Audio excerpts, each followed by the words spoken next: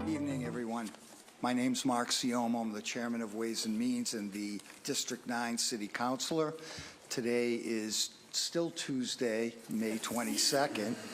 I'd like to remind folks this is a public hearing being broadcast and recorded on RCN Channel 82, Comcast 8, Verizon 1964, and streamed at boston.gov/city-council-TV. I'd like to ask folks in the chamber to silence any electronic devices. At the conclusion of the department's presentation and questions from my colleagues, we'll take public testimony. I see that many people have signed up, but if people come in, there are sign-in sheets to my left. We ask that you state your name, address, any affiliation, and please check the box if you do wish to testify. In order of questions, my colleagues arrived. I want to acknowledge Councilor Michael Flaherty to my left. To my immediate right, Councilor Tim McCarthy. To my immediate left, Councilor Anissa Sabi-George. To my right, Councilor Kim Janey. Councilor Michelle Wu to my left. Councilor Matt O'Malley again to my right, and back to my left is Councilor Andrea Campbell. We are here regarding dockets 0559 through 0563, operating budget, orders for FY19 budget including annual appropriation for departmental operations, annual appropriations for the school department, appropriation for other post-employment benefits, appropriation for certain transportation and public realm improvements, and appropriation for certain park improvements. Dockets 0564 and 0565, capital budget appropriations including loan orders and lease and purchase agreements. I just want to read a brief statement from one of my colleagues who can't attend tonight, Councilor Josh Zakem. Due to a long-standing commitment, I regret that I am unable to attend this evening's Transportation Department hearing. Traffic, pedestrian safety, parking, and other matters that fall under the purview of BTD are some of the most prominent issues in District 8, and I want to make sure to note the following. I strongly support the city's Vision Zero initiative, and I commend the Transportation Department's work with the Back Bay neighborhood to redesign Beacon Street. I would like to see similar smart designs and protected infrastructure throughout the city, including an expansion of the Neighborhood Slow Streets Initiative. In addition to safety on the roads, many of my constituents' concerns relate to parking. I believe that we can learn from the results of Performance Parking Pilot Program. Wow. And make adjustments to ensure that our residents' needs are being well served. I encourage BTD to continue enhanced parking enforcement efforts and to take a more holistic look at resident parking options across the board. I also think it is particularly important that we undertake a review of curbside uses in our downtown neighborhoods given the changes brought by ride sharing and dramatically increased home deliveries. Thank you, Josh Zakem. With that, Commissioner, welcome, and your team. You have the floor. Thank you, Councillor. It is my pleasure to be here today to speak with you about the work and the responsibilities of the Boston Transportation Department. I'm also looking forward to next Thursday's hearing when transportation projects that will be supported by an increase in the city's parking violation fine structure will be addressed. I would like to take this opportunity to thank Mayor Walsh, Chief Osgood, and all of the BTD employees for their support, collaboration, effort, and commitment. We have worked hard together for several years now, and this perseverance and industriousness is making a direct, positive contribution to the City of Boston. I'm joined here today by some members of my senior staff. To my right is Coleman Flaherty, our budget director. To my immediate left is Vineet Gupta, our director of planning. And to his left is our deputy commissioner, Jim Galuli. My staff and I are proud of the important work that BTD is accomplishing and the sheer volume of people that we assist each year. Everyone has transportation needs, and as a result, BTD has a large and very varied constituent base. We serve Boston's residential community, and we are actively engaged with neighborhood groups, individual residents, the Mayor's Office of Neighborhood Services, Boston's Commission for Persons with Disabilities, the Boston Public School Department, Boston City Councilors, and other elected officials, all striving to meet the transportation needs of Boston's residents. At the same time, BTD also works to meet the transportation needs of the city's business, medical, and academic communities that bring hundreds of thousands of additional people to Boston each day.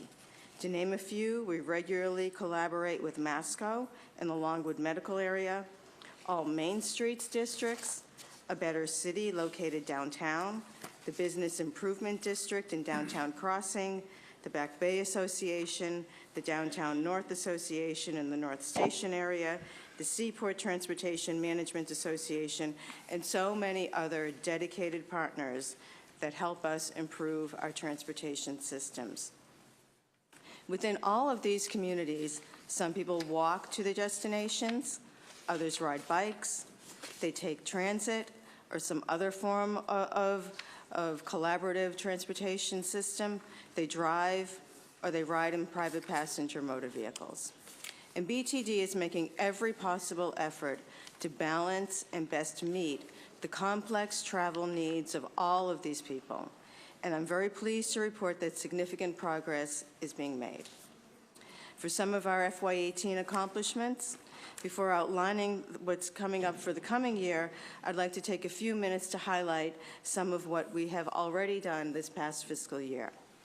In FY17, the Go Boston 2030 Vision and Action Plan was unveiled.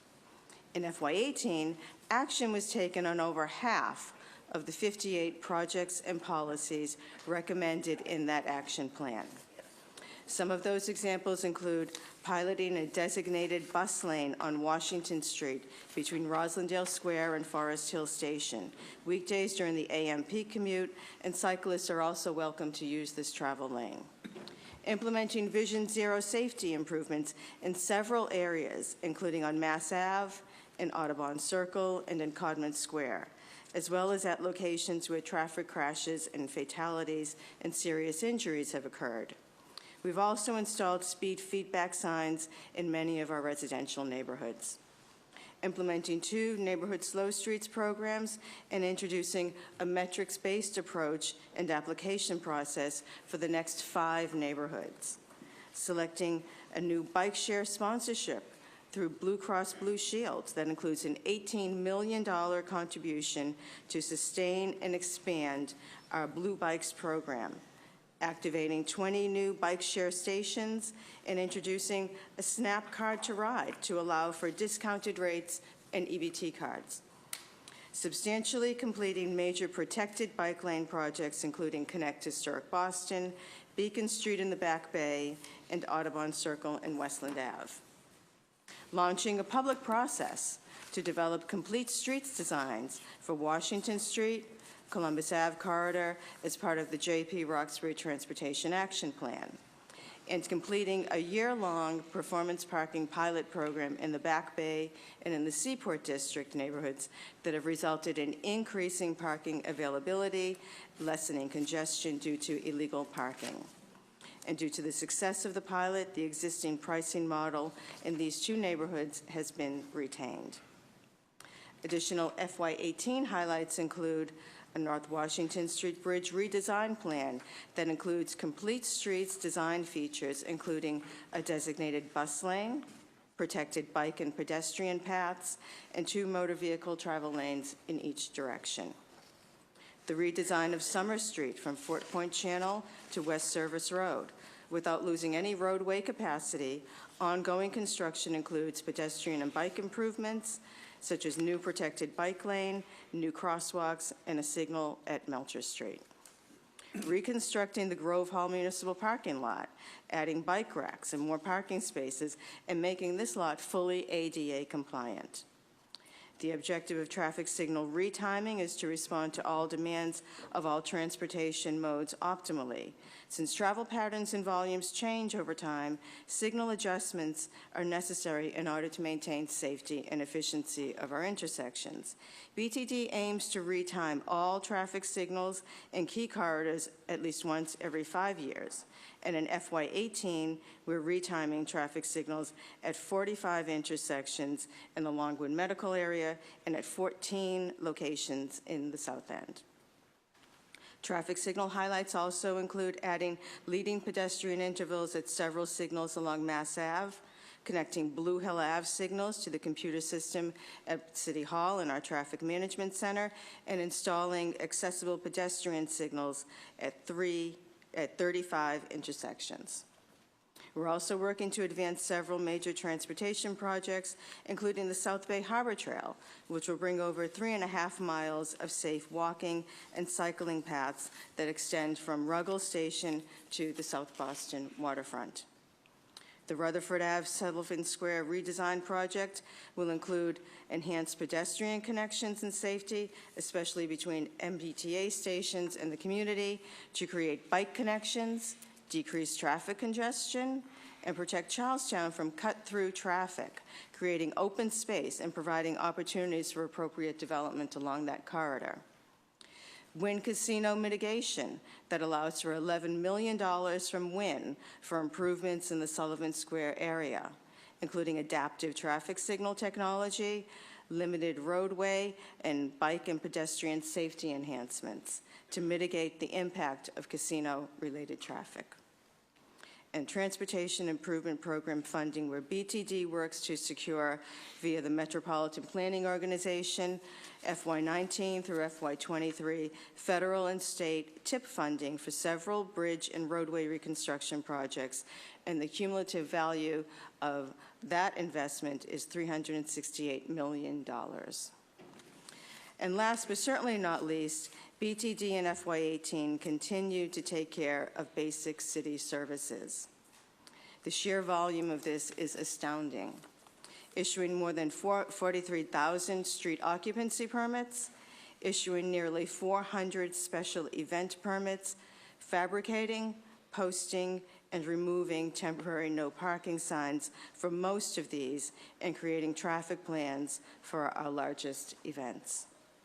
We responded to nearly 5,000 public requests for engineering services, and we reviewed plans for more than 1,300 construction and development projects.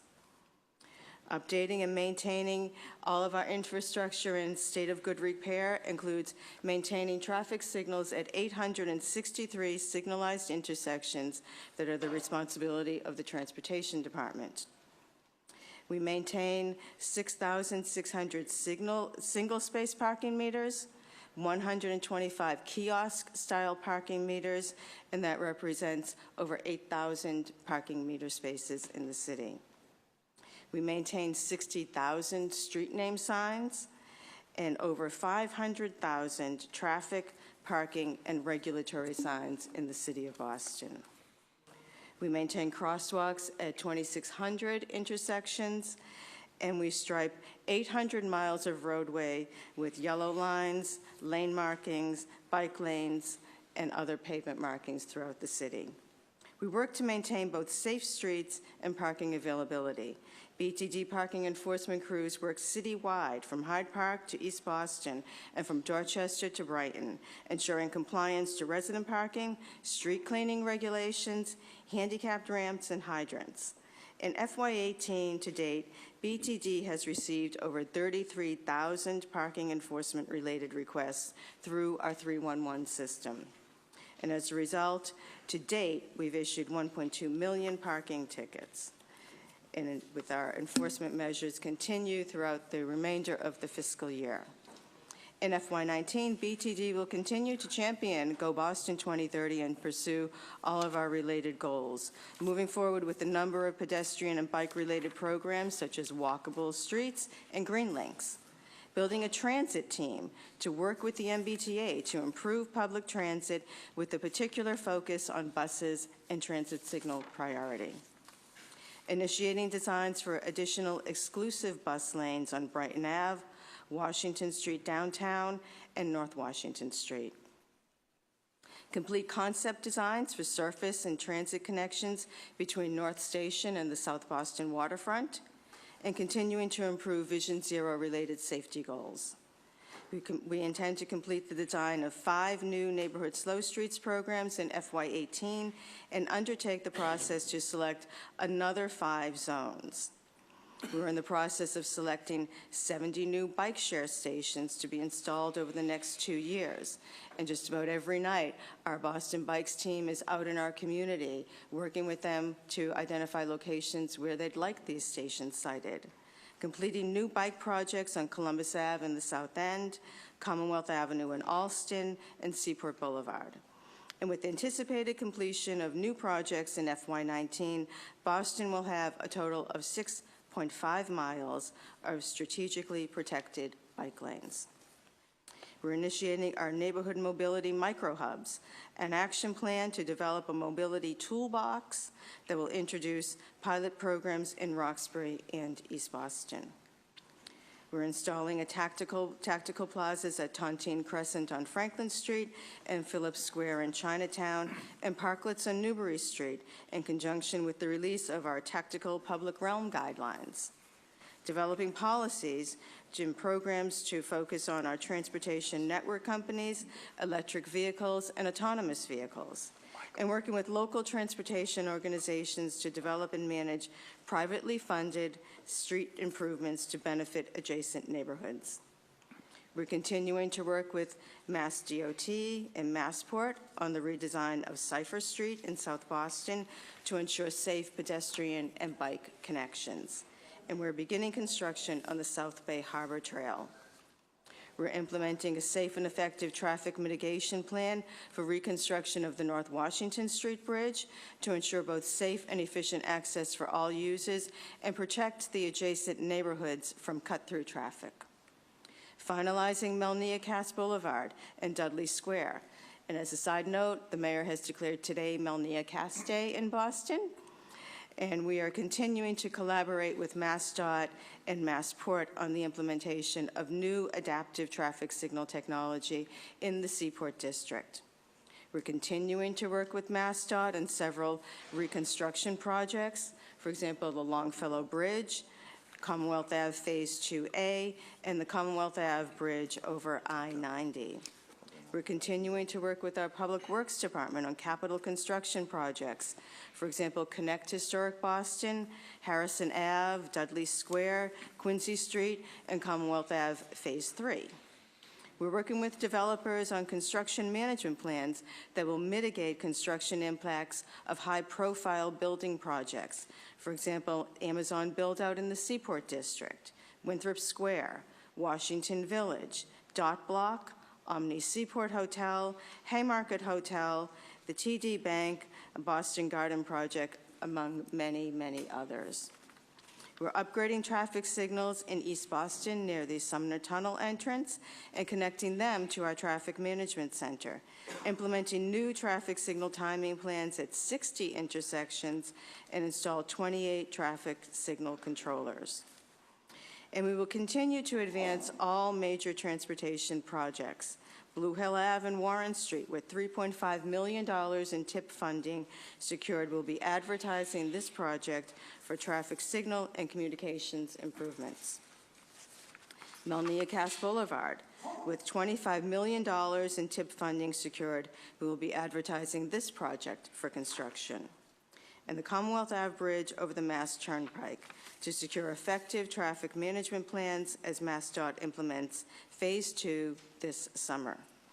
And last but not least, Morrissey Boulevard, to ensure that this design is consistent with the city's goal that the roadway continues to move regional traffic while also delivering DCR's other roadway objectives.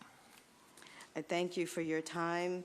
As I go through this exhaustive list, I'd be remiss if I didn't thank the council for their patience this evening, and my own team here who's gathered, and all of our partners in the community who work tirelessly with us and who are here with us now in the council. So thank you. Thank you, Commissioner, and I'm sorry that we kept you waiting almost an hour and a half. We had a long scheduled, packed schedule today. let me recognize Councilor Michael Flaherty for first line of questioning. And during your presentation, we were joined by Councilor at Large Ayanna Presley as well as Councilor Ed Flynn. Thank you, Mr. Chairman, and good to see you, Commission, your team. Quick question. Last month, Councilor Wu and I were out at an event in Roxbury where residents, Sam Balto, along with folks from Northeastern, had a presentation really just trying to elevate their concerns around traffic and speeding cars, particularly in the Grove Hall area, but we're getting calls citywide around the schools and the school zone. So what, if any, efforts have been made with respect to traffic calming and or creating or the crosswalks, just things like that, so people are feeling a little unsafe with their kids walking to school? I'll turn this one over to Vineet Gupta. A member of his staff has worked closely with Sam Balto in the community in that location and has participated in several community walks in that area. Thank you, Commissioner. So we have been meeting with local neighborhood leaders. In fact, next week there's a meeting with Luis Elisa to prepare for a bigger meeting with the Garrison Trotter neighborhood, which will be later on in June. As a result of those conversations, we have committed to make improvements in the short term to Walnut Avenue, which is really kind of the area that the Garrison Trotter community cares about a lot, as well as we have plans for Humboldt Avenue, which is not exactly in that area, but nearby. And so we're committed to make those improvements in the short term. They'll include crosswalks and other safety improvements. Great. Thank you. Shifting to one of my favorite subjects is our meters. Commissioner, you mentioned that we have 8,000 parking meters. How many have we eliminated over the last several years? Our numbers have remained fairly constant over the last several years. We have likely eliminated some parking meters through construction projects, but we work to restore those. Some of those meters along Commonwealth Avenue, which have been taken out for our implementation of ComAv phase in Audubon Circle, are going back in. So the numbers have remained fairly constant. Okay. And then how much money do the meters generate annually? The meters generate approximately $20 to $25 million annually.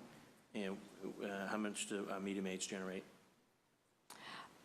Receipts from parking ticket issuance and all related enforcement efforts total somewhere in the neighborhood of $61 million.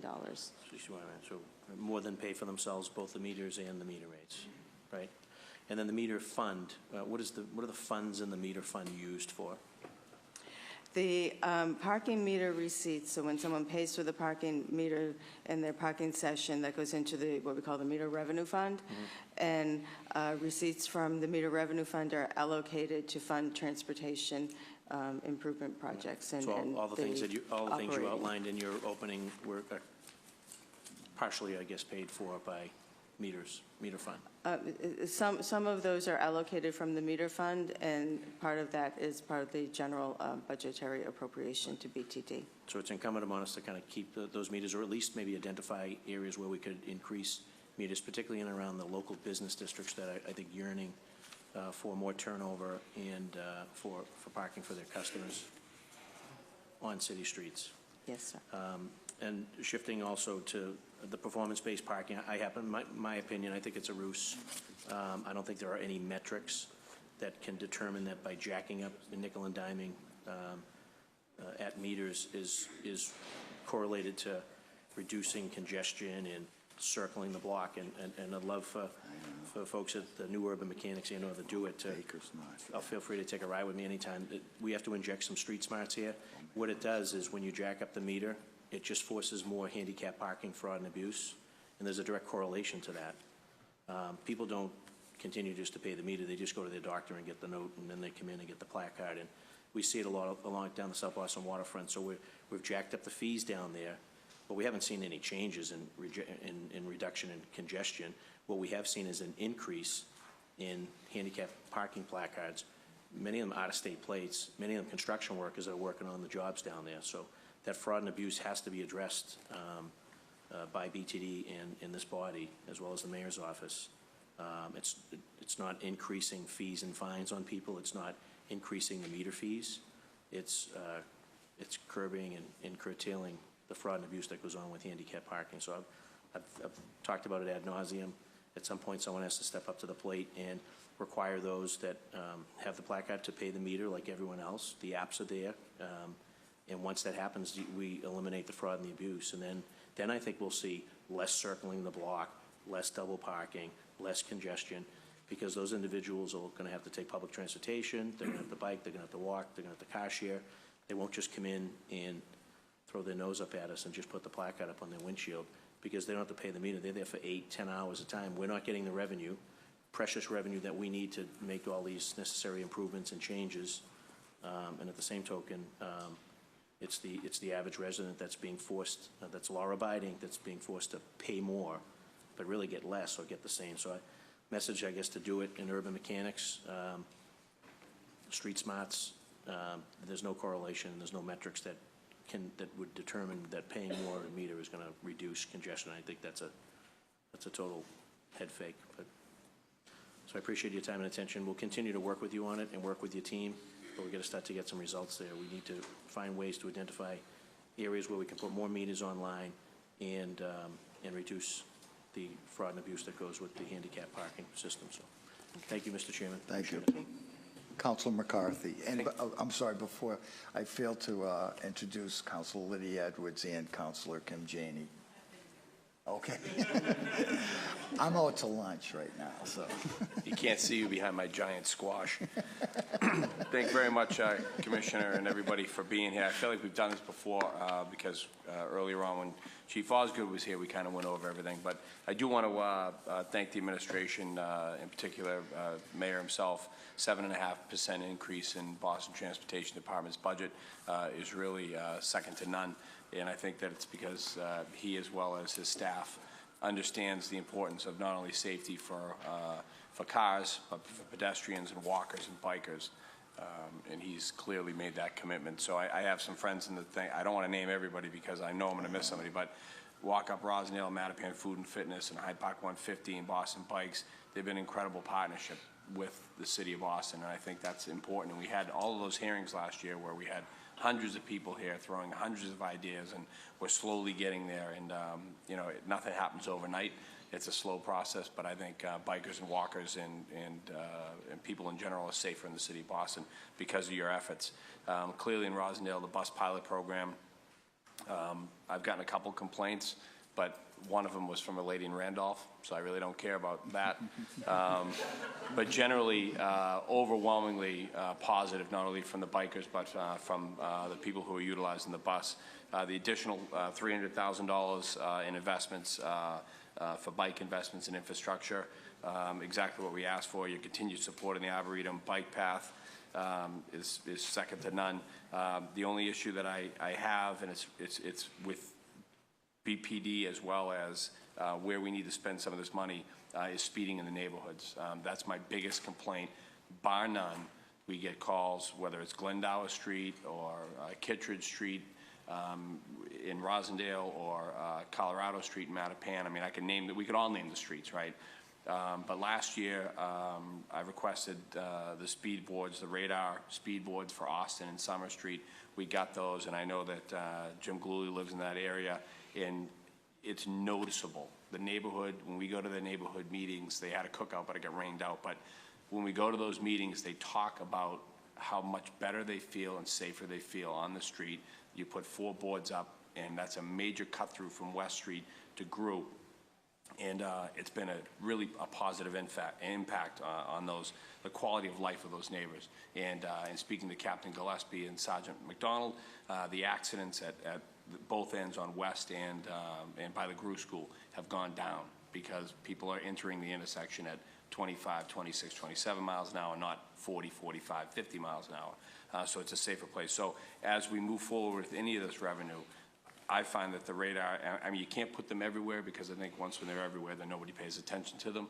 But in key spots that my district colleagues and my at-large colleagues request for, we really should just continue to take a peek at those, because the wayfaring devices that are making people from Westwood and Dedham and Norwood and Canton and Milton, particularly in my neighborhoods, cut through our side streets. They don't know our streets, yet the lady in the box tells them to go that way, and they're going full tilt. So as we move forward, that's something that you'll probably get a couple more requests in my office over the next year. But I really appreciate everything, your field staff. I think you really do a nice job, and not just because we used to be colleagues.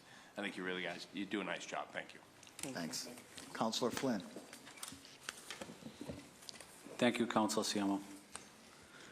And thank you, Commissioner, and to your staff. As it relates to South Boston, I know we're having a lot of concerns about speeding, especially going up L Street in the morning. At times, it's very unsafe for elderly to cross the street in the crosswalks, and along Broadway as well. I did have an opportunity to talk to the Commissioner and to Captain Boyle as well. Can you help us on this issue in terms of enforcement and maybe doing a comprehensive study on South Boston, whether it's L Street or it's West Broadway or it's East Broadway?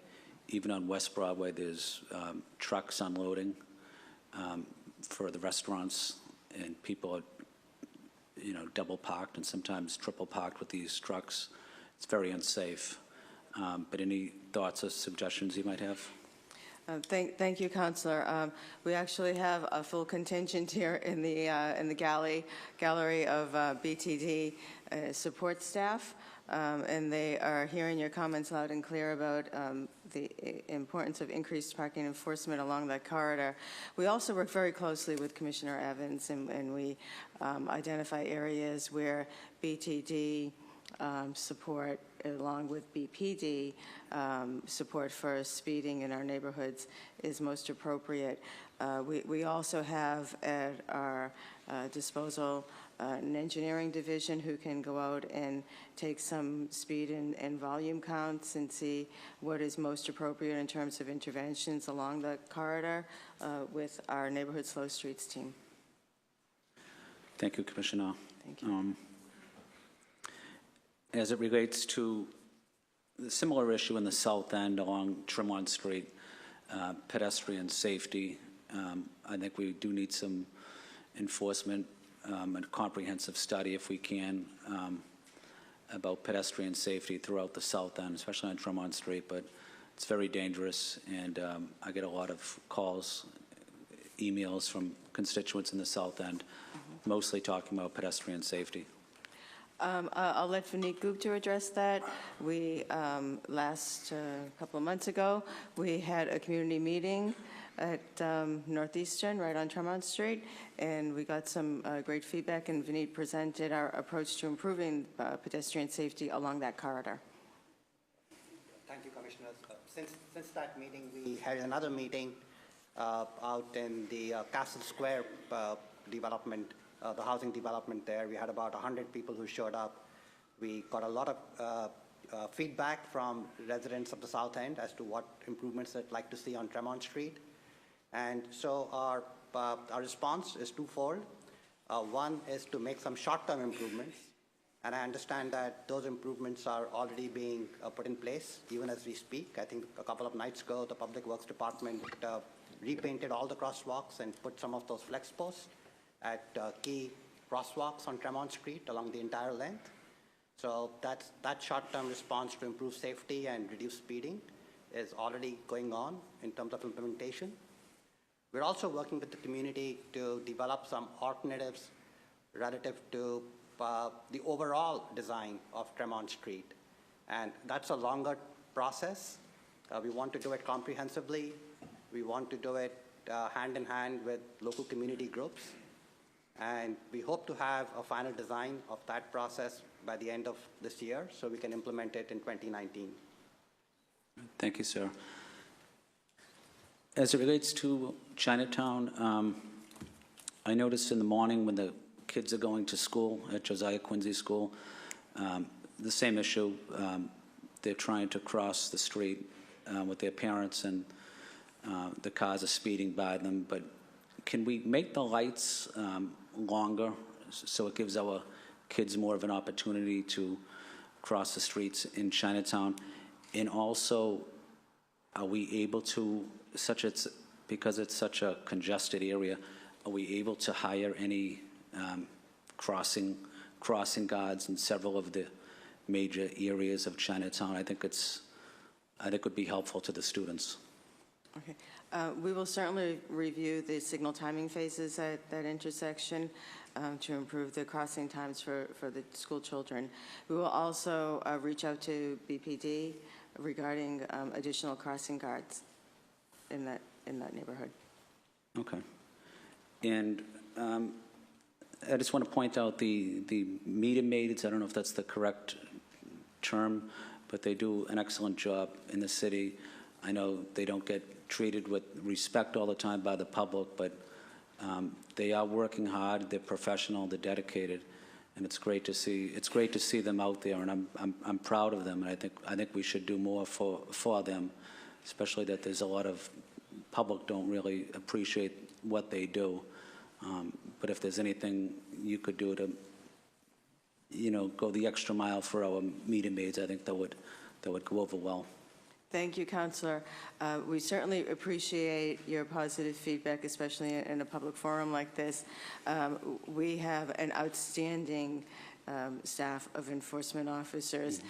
They do far more than just issue parking tickets in our neighborhoods. We like to say that the entire BTD team works together, and they really keep the city moving. So thank you so much for your comments. Thank you, Commissioner. Thank you. Councilor Edwards. Thank you. So I wanted to first say thank you so much for your work. My district, District 1, probably has a great deal of projects going on. And as a result, I wanted to congratulate you or thank you for the immense amount of community outreach your department has done in all three areas, in East Boston, Charlestown, and the North End. And I know what that takes, but to me, it's a true commitment to earning the trust of the community and continuing a dialogue. Even when the dialogue is sometimes heated, you're still there. So I wanted to say thank you for that and acknowledge that work. I just had a couple questions, and because it's so late out, I just wanted to kind of go through them instead of getting down into projects of each individual one.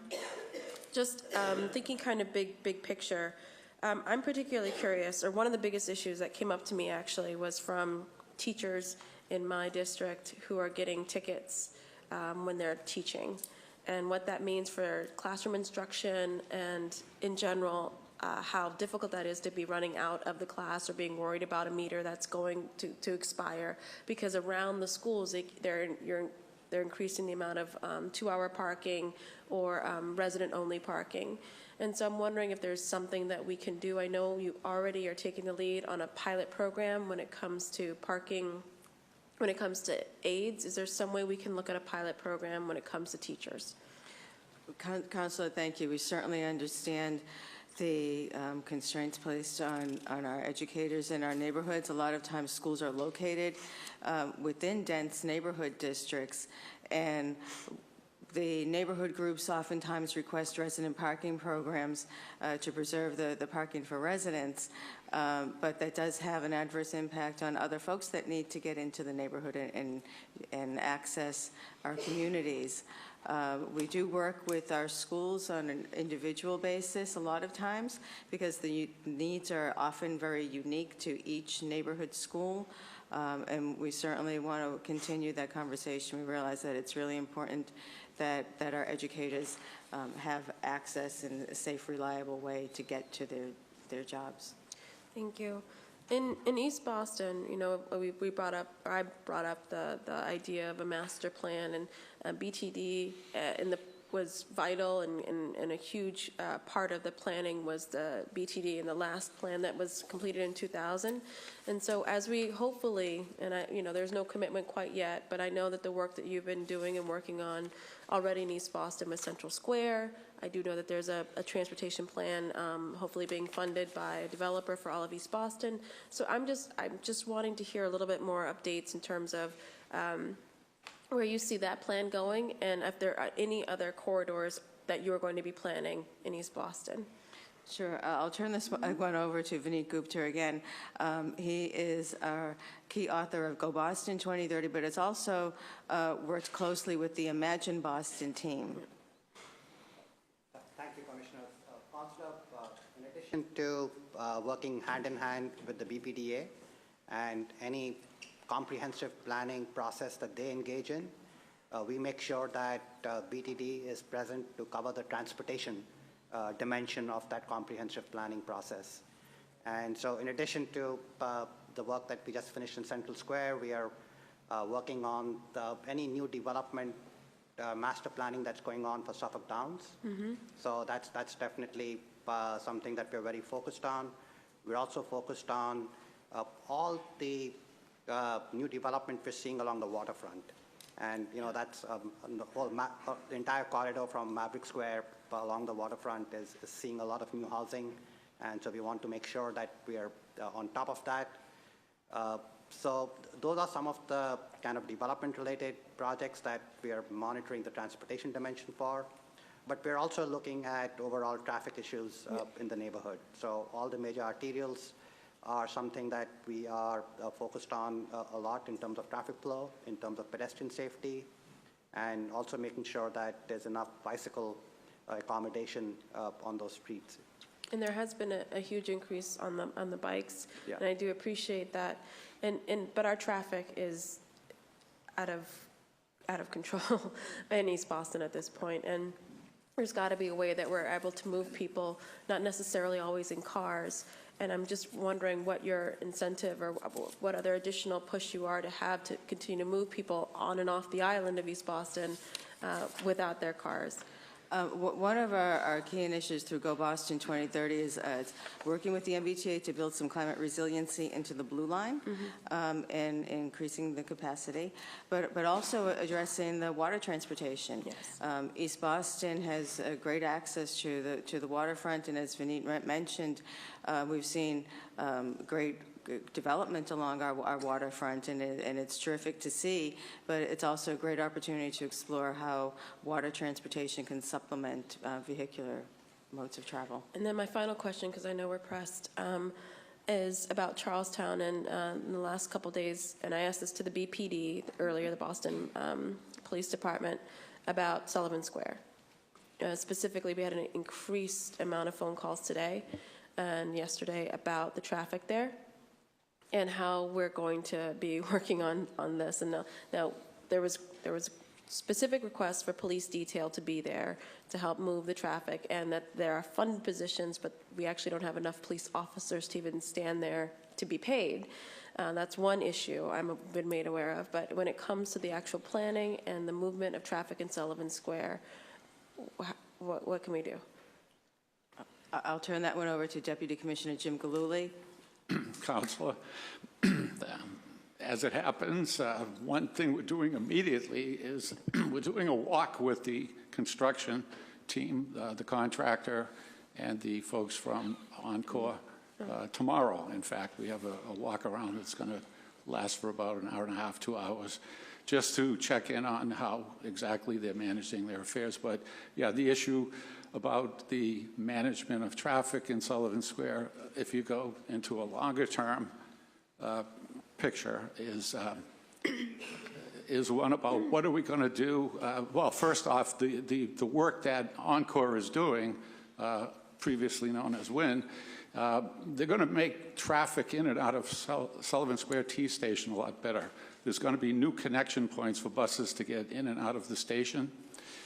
They're going to connect the traffic signals in Sullivan Square for the first time to our traffic center. We asked and they agreed to put in a conduit that runs literally from the Route 1 on-ramp all the way north through Sullivan Square, take a left towards Everett and goes across the Alfred Street Bridge, where we have 2 or 3 more signals on the other side of the bridge. And we've even negotiated and willingly got a partnership with Everett that they'll let us connect to 3 or 4 more of their signals as you cross over into Everett, so that just like we do with DCR and Mass DOT in the city of Cambridge, in the town of Brookline, is we will have some good coordination of the traffic signals, not just within the city's jurisdiction, but extending even into Everett in this case. There will be 4 more traffic signals going in as a result of the work being done by WIN Encore. That's going to improve traffic in a number of ways, but those are going to be put in because we're also going to take the busway that currently connects from Cambridge Street near the off-ramp from 93. And that roadway that currently is just for buses is going to become for buses and general traffic. So we're going to have that and another move, which is the reconstruction of Spice Street and D Street, which will create 2 different means by which traffic coming down Cambridge Street will no longer have to go through the big loop known as Sullivan Square. So it's going to subtract traffic out of there. Even while they're doing those things, they're also going to improve the pedestrian walkways. They're going to improve the lighting. They're going to improve the bicycle facilities. We're going to get some of the most restrictive spots where the traffic, where the bicycles are out next to a lot of fast-moving traffic. They're going to be, in some cases, actually brought up onto the sidewalk level in strategic locations. And all of this positions us well for what we're going to do in a bit longer term, which is the roadway project known as the Rutherford Avenue Sullivan Square project. And I think we've come a long way in developing those plans, and we had a very nice meeting with a group called the Friends of City Square Park. We went over last week to brief them on the current status of plans, and it's very analogous to look at what happens in their environment, which is they have a beautiful park above a depressed tunnel. And it's a very good analogy to what could happen in Sullivan Square with an underpass, but also a park up above. I asked them, I said, have you ever considered bringing the traffic up to the surface? And they said, whoa, why would we do that? At Sullivan Square. Huh? At Sullivan's. I'm sorry. The noise sounded like it was coming from somebody else. Sorry. You were talking specifically about the underpass at Sullivan Square, though, not like Austin Street. Well, we were talking about City Square. Okay. You know how life is like in City Square with the traffic below ground and stuff. So anyway, it was a good validation of a park group who cares a lot about the park, feeling strongly about the design, including underpasses, and they liked those applications in other parts of the project up at Austin Street and up at Sullivan Square. I can't, so I think collectively, the even longer-term effort to make sure that traffic and transportation in Sullivan Square is even further improved is going to come from the Lower Mystic Regional Working Group. And the Lower Mystic Regional Working Group is an effort that was established by the Secretary of Environmental Affairs upon the issuance of a license to the casino. And in that directive, the Secretary Beaton directed the Secretary of Transportation to assemble a group that included Boston, Everett, and Somerville, and also included Mass DOT and the Attorney General's Office and the Gaming Commission, et cetera, to collectively try to find answers for the longer-term reduction of the problem of congestion in Sullivan Square. And amongst those things, we have additional recommendations that will be coming out for additional buses, additional Orange Line capacity even above what they're currently planning. So there's the very short term and there's the very longish term, but we're tackling it from all those time phases. A brief comment of thanks. Just wanted to also say thank you to Bob D'Amico, Carla Tinkle, and Brian McKinley. We met and we talked about parking. We've been specifically talking about projects, and I just wanted to say, wherever they are, if they're in and around, to thank them. And then also to note, I know that there's an increase in the parking fines that's coming up. And one of my constituents specifically asked me to ask if that increase is going to be implemented and we're going to continue to increase. Is there any way that we would look at not towing cars, almost as providing some kind of relief to the person who's seeing the increase in fines on themselves? But I think about a lot of the working Bostonians who are going to also see an increase in fine and their car gone at the same time. Could those fines, with those millions of dollars that we're making, pay for the Hokies that can go around the car and clean up? I mean, is there any relief plan for some Bostonians? We can certainly discuss that further Sure. at the hearing on Thursday, but one of the proposals for the changes in the fine structure is to eliminate the overnight towing for street cleaning, and that will be coupled with a fine increase, so there'll be no towing, but we would ensure that the streets are cleaned. Okay, thank you. Thank you. Thank you. Thank you. Councilor Janey. Thank you. Thank you, Mr. Chair, and thank you, Commissioner, and to your team and other members of staff who are here. People have been very helpful, and it's been a pleasure to work with members of your team. First, just I want to acknowledge and thank you for bringing up that it is Melnia Cass Day. I'm certainly proud to represent the area where she did a lot of her work and where she was from, and I'm grateful to have buildings and streets named for her. Love seeing the investment, so I also want to acknowledge the mayor for his investment, and issues around safety and transportation equity, very important to me. I hear every day, I think, from residents who are concerned about safety, concerned about how pedestrians are able to navigate our streets, our seniors with canes, wheelchairs, scooters, other persons who need those, people who use public transportation, people on bikes. And it's a deep, deep problem. And I think we just had a hearing that talked about the population growth. And although you're doing great work and we have this investment, it's not clear that we are keeping pace with our growing city, and so would love to see more investments. Specifically, would love to see more slow streets, very popular, as you already know. So it'd be great to have that. Have a couple of questions. So, you know, I take the Silver Line sometimes to get downtown, and have noticed and remarked, I think even in meetings with you, that even though there's a protected bus lane for the Silver Line bus, which is also a bike lane, that often there are either cars that are driving in the bus lane, there are cars that are double parked, there are commercial vehicles that are there.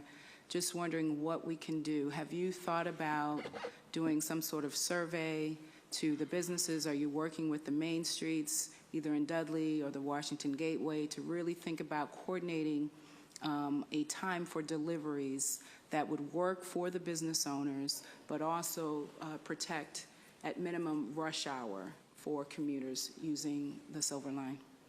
Sure.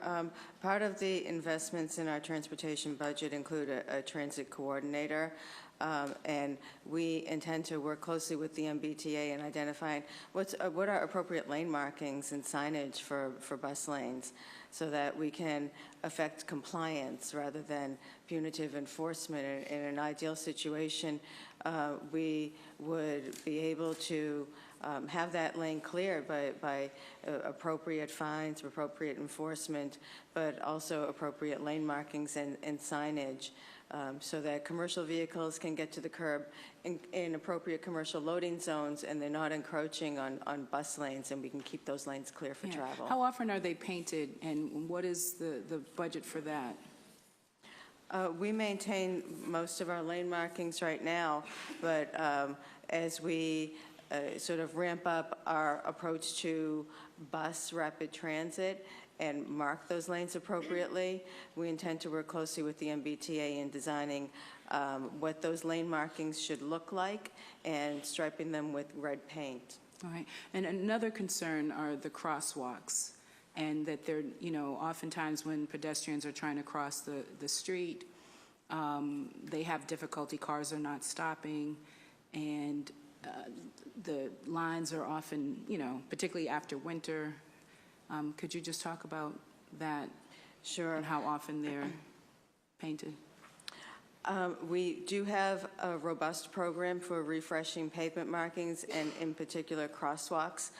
You'll see our crews out in force, whether they're BTD crews and oftentimes our wonderful partners in the Public Works Department also out refreshing crosswalks. We do actually have a great program and we have experienced an influx of additional funds last year in our pavement marking operational budget, and you'll see that reflected again this year. If there are particular intersections and crosswalks that are of a concern to you, please reach out and we'll make sure that those are prioritized. I will certainly do that. As we go through our refresh program. Thank you. Thank you. And other questions, so with our bikes, we had Hubway, now it's Blue Bike, and now there's this other company that lets people drop their bikes off wherever they want to drop them off. What is that company? Well, in Boston, we have Hubway, which the title sponsor is now Blue Cross Blue Shield, so those bikes are now all blue, so it's Blue Bikes. And that is our docked system, and we have 60 stations throughout the city. Over the next 18 months, we'll be siting 70 more stations and expanding the network. Other cities and surrounding communities have been able to participate in a dockless bike share system through a procurement with MAPC. And those bikes, again, they don't have any docking stations, so customers are able to rent those bikes at will. So I just, because I know I'm short on time, I worry about the dockless system. The questions that I have, one, are they being littered all over the city? Two, are they only ending up in areas in certain neighborhoods and not others? And so I question whether or not there's equity in that in terms of access and availability. So I certainly appreciate the expansion of Hubway Blue Bikes, and would be interested in, as you're, doing 70 more stations, where those are going to be located and how we make sure that they are accessible throughout our city. But I worry about this dockless because, are they just ending up in certain neighborhoods? Are they available to other residents? So I would be really interested to hear more what the city's thinking is around this system, and whether or not that is going to be welcome here in the city of Boston. Certainly appreciate the investment in protected bike lanes. I know there are parts of my district that have very big, wide corridors from Mass Ave, Columbus, Tremont, Blue Hill, Dudley, Warren, Seaver, Humboldt, the list goes on. I would really like to think about, maybe in the second round of questioning, what your thoughts are for expansion of the protected bike lanes, because I think they're certainly important, but also how we balance making sure, again, pedestrians, cars, people on bikes, people using public transportation can get around our city. The final question for this round is, there's this, people want residential parking sometimes because they're worried about a shortage of parking. So one question is, do we have a sense of how many parking spots are available by neighborhood? And then when when residential parking is set up, maybe that is okay for the residents who are there. But I do know of cases where even having a sticker doesn't guarantee a parking spot on your street.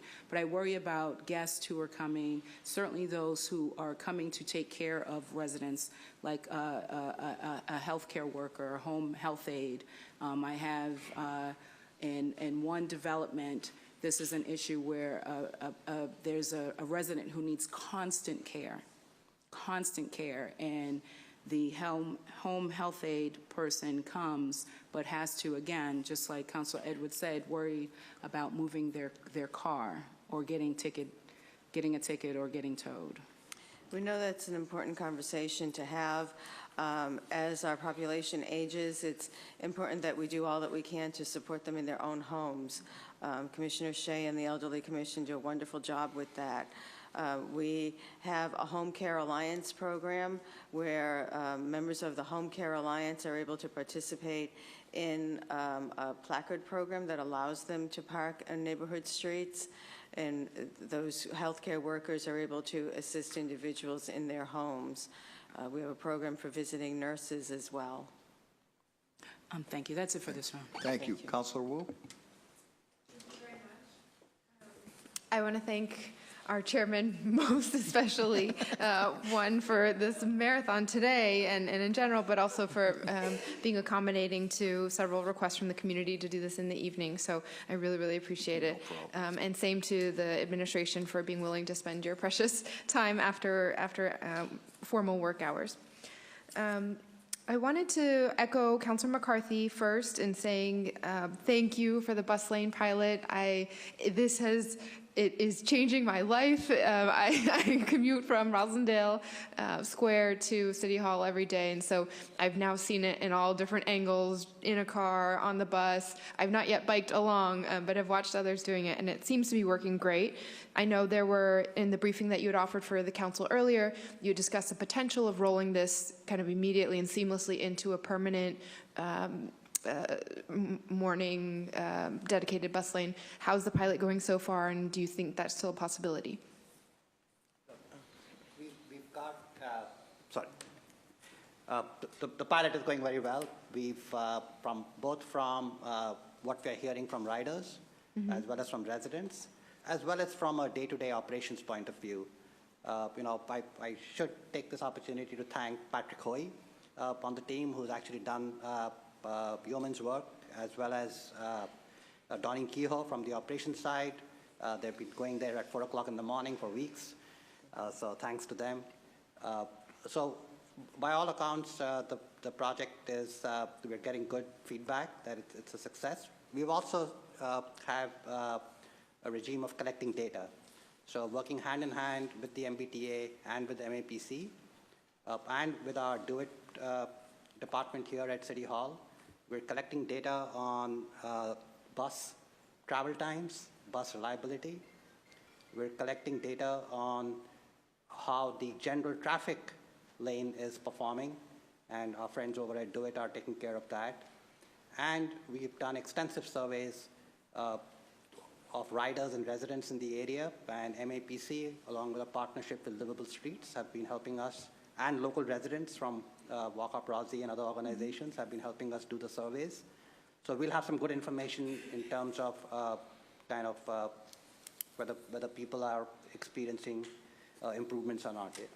Based on all of that, we can take a decision later on this month whether we want to continue with the program.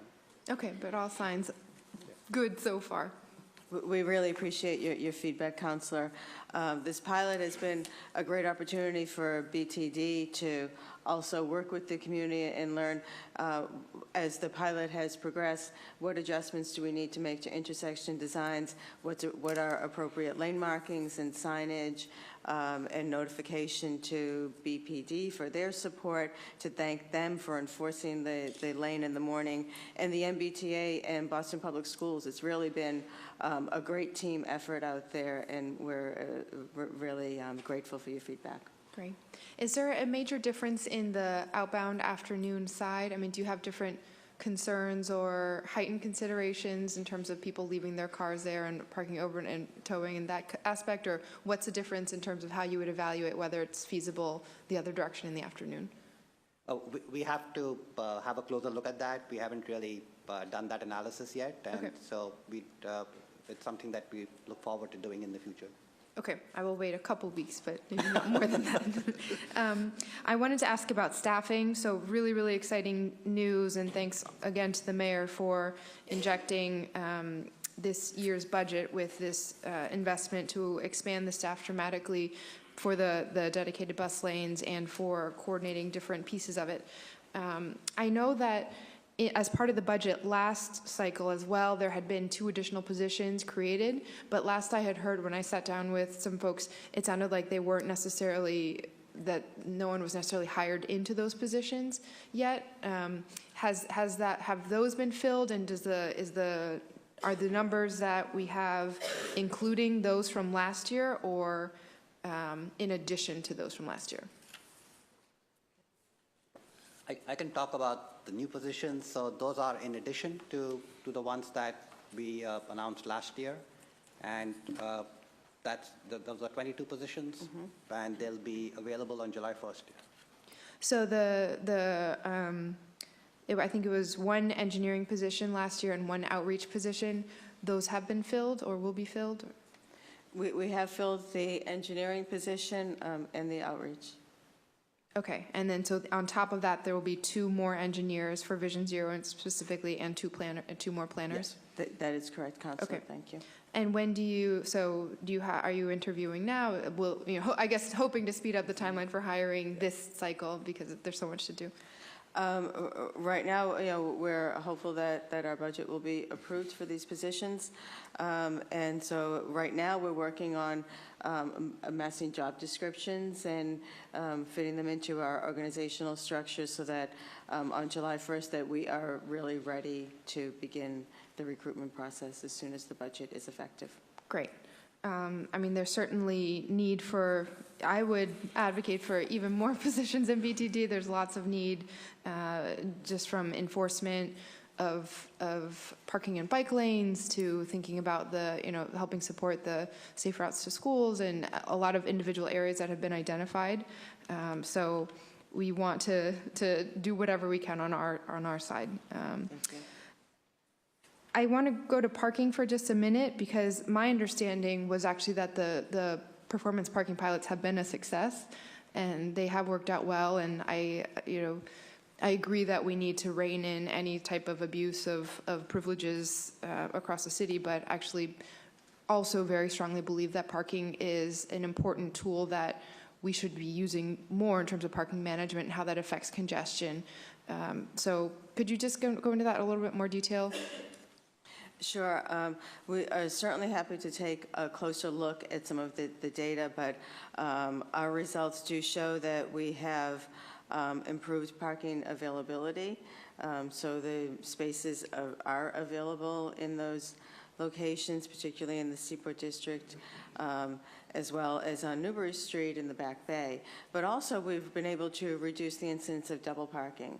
And so as we work hand in hand with enforcement, compliance improves as well, so that folks are able to get to the curb to a metered space, reduce the incidence of double parking, reduce the incidence of people just driving around looking for an available space, and allowing commercial vehicles to get access to loading zones so that they don't double park and create additional congestion and a public safety hazard. And is it because the increased level of parking, the increased meter fee is then allowing you to hire more enforcement? Is that what's causing the decrease in double parking, or?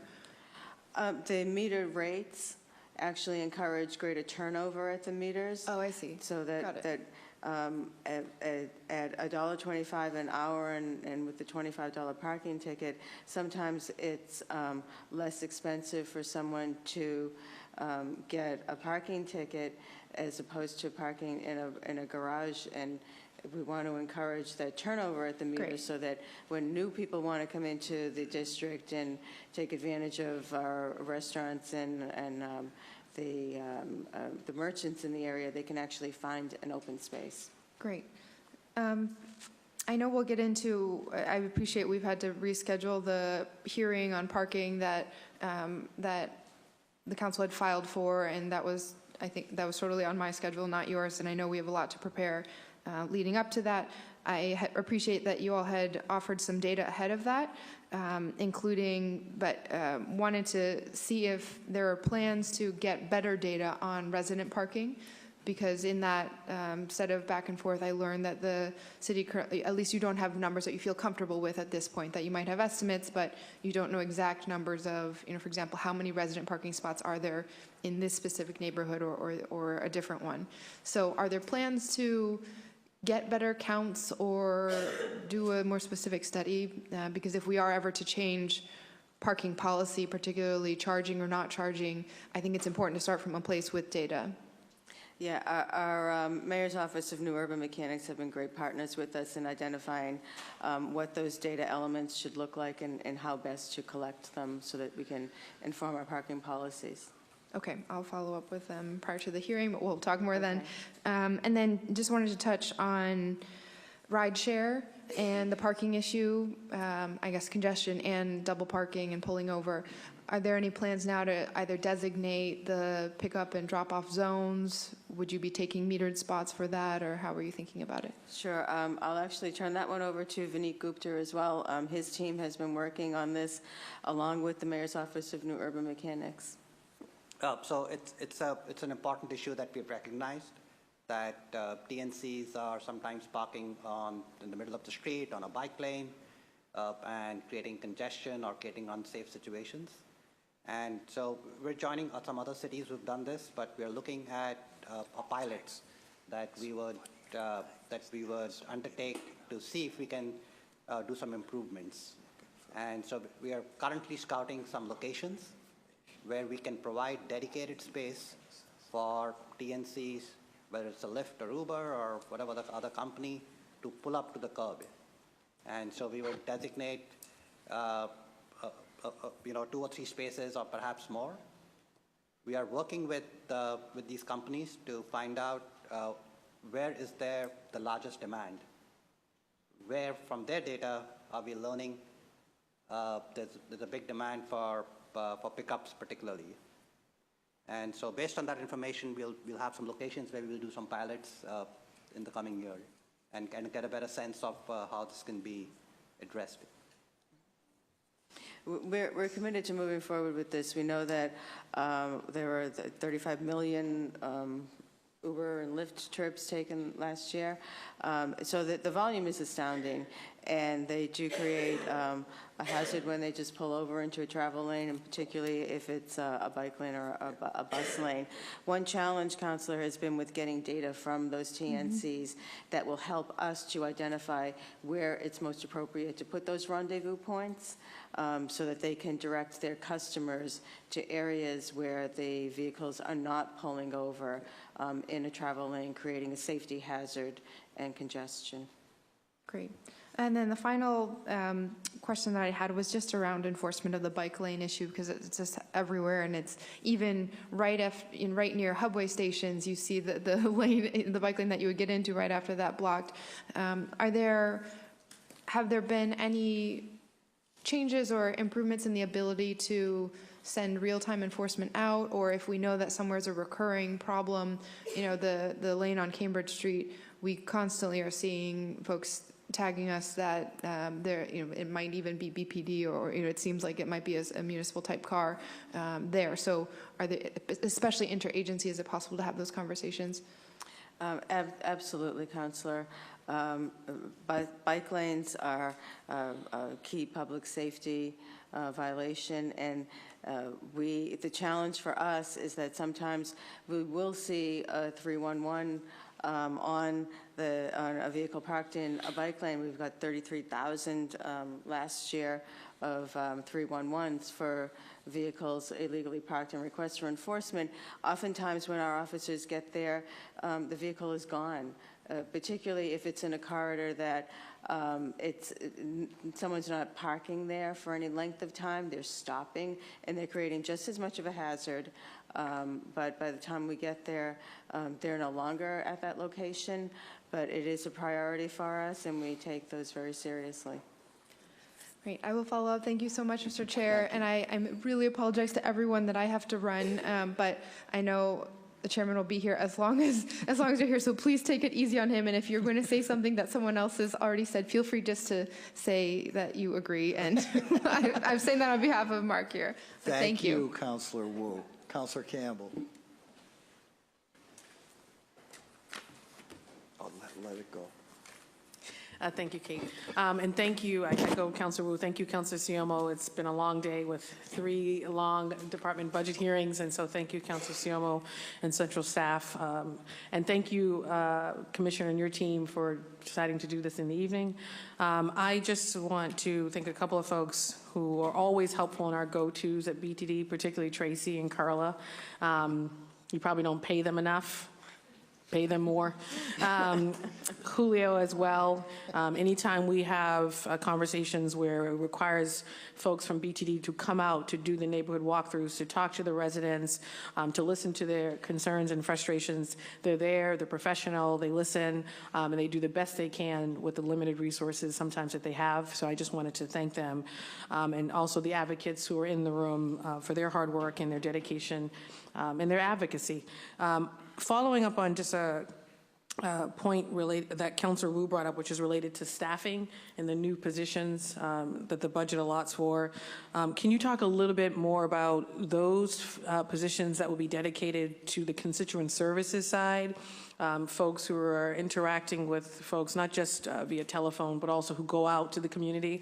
What does that look like given the high number of calls that we get with speeding and other issues related to your department? Sure. I will turn that one over to Vineet Gupta. Those positions are largely within the planning division. At any given time, his staff are out at multiple community meetings, and I'm sure that several of them are out in the community as we speak. So he can talk a little bit more about the support that's much needed for the planning division that's coming. So the positions that have been announced, so for example, through the Vision Zero program, they include 2 planners for the Vision Zero program. So those individuals would have the opportunity to interact one-on-one with constituents, do community meetings, do public outreach, be able to answer phone calls that are directed towards them. But in general, they'll go a long way to help the tireless work that our staff is currently doing. As you know, we're out in the neighborhoods practically every week, and I do want to take this opportunity to thank particularly the Active Transportation Director, Stephanie Seskin, and her team who've been out there, as well as Charlotte Fleetwood, who's kind of directing our Vision Zero program. Yes, I agree with you. Thank you to them. You're right. They've been fantastic. In addition, the transit team as well will have 2 planners who will be able to do the outreach. We don't like to implement anything without extensive community process and interaction with the abutters. And so we'll have their services as well as we forge ahead with some of these new bus lanes. I think what would be helpful is many of these questions come from our constituents, come from advocates, not necessarily just in preparation for this hearing, but emails along the way. And most of us tend to bring many of them to you guys because you're all here at once. When it comes to the hires, if it's possible to keep us abreast in some way as to who's coming in. Sometimes I think some departments are really great. People come around the council, they talk to us, they introduce themselves, they come to the community meetings. But at the outset, even if we know about a new hire, we ourselves can reach out and be proactive, but also residents can reach out and start a relationship. That would be really helpful. In terms of the investments, the new investments that the mayor has planned based on the increase in the parking fees and fines, if that doesn't happen, and just say if that doesn't happen, are those investments not going to happen? Are they dependent on those parking fees and fines going up? Largely the new investments that you see in the BTD budget are closely aligned with the increase in the parking fines.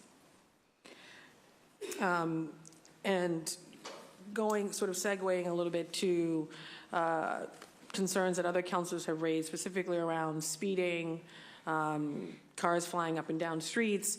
And I've had a lot of folks come out, do walkthroughs, in some cases do some quick studies, plan for long-term studies, suggest that certain neighborhoods apply to slow streets. Some of those neighborhoods have applied and haven't gotten selected yet.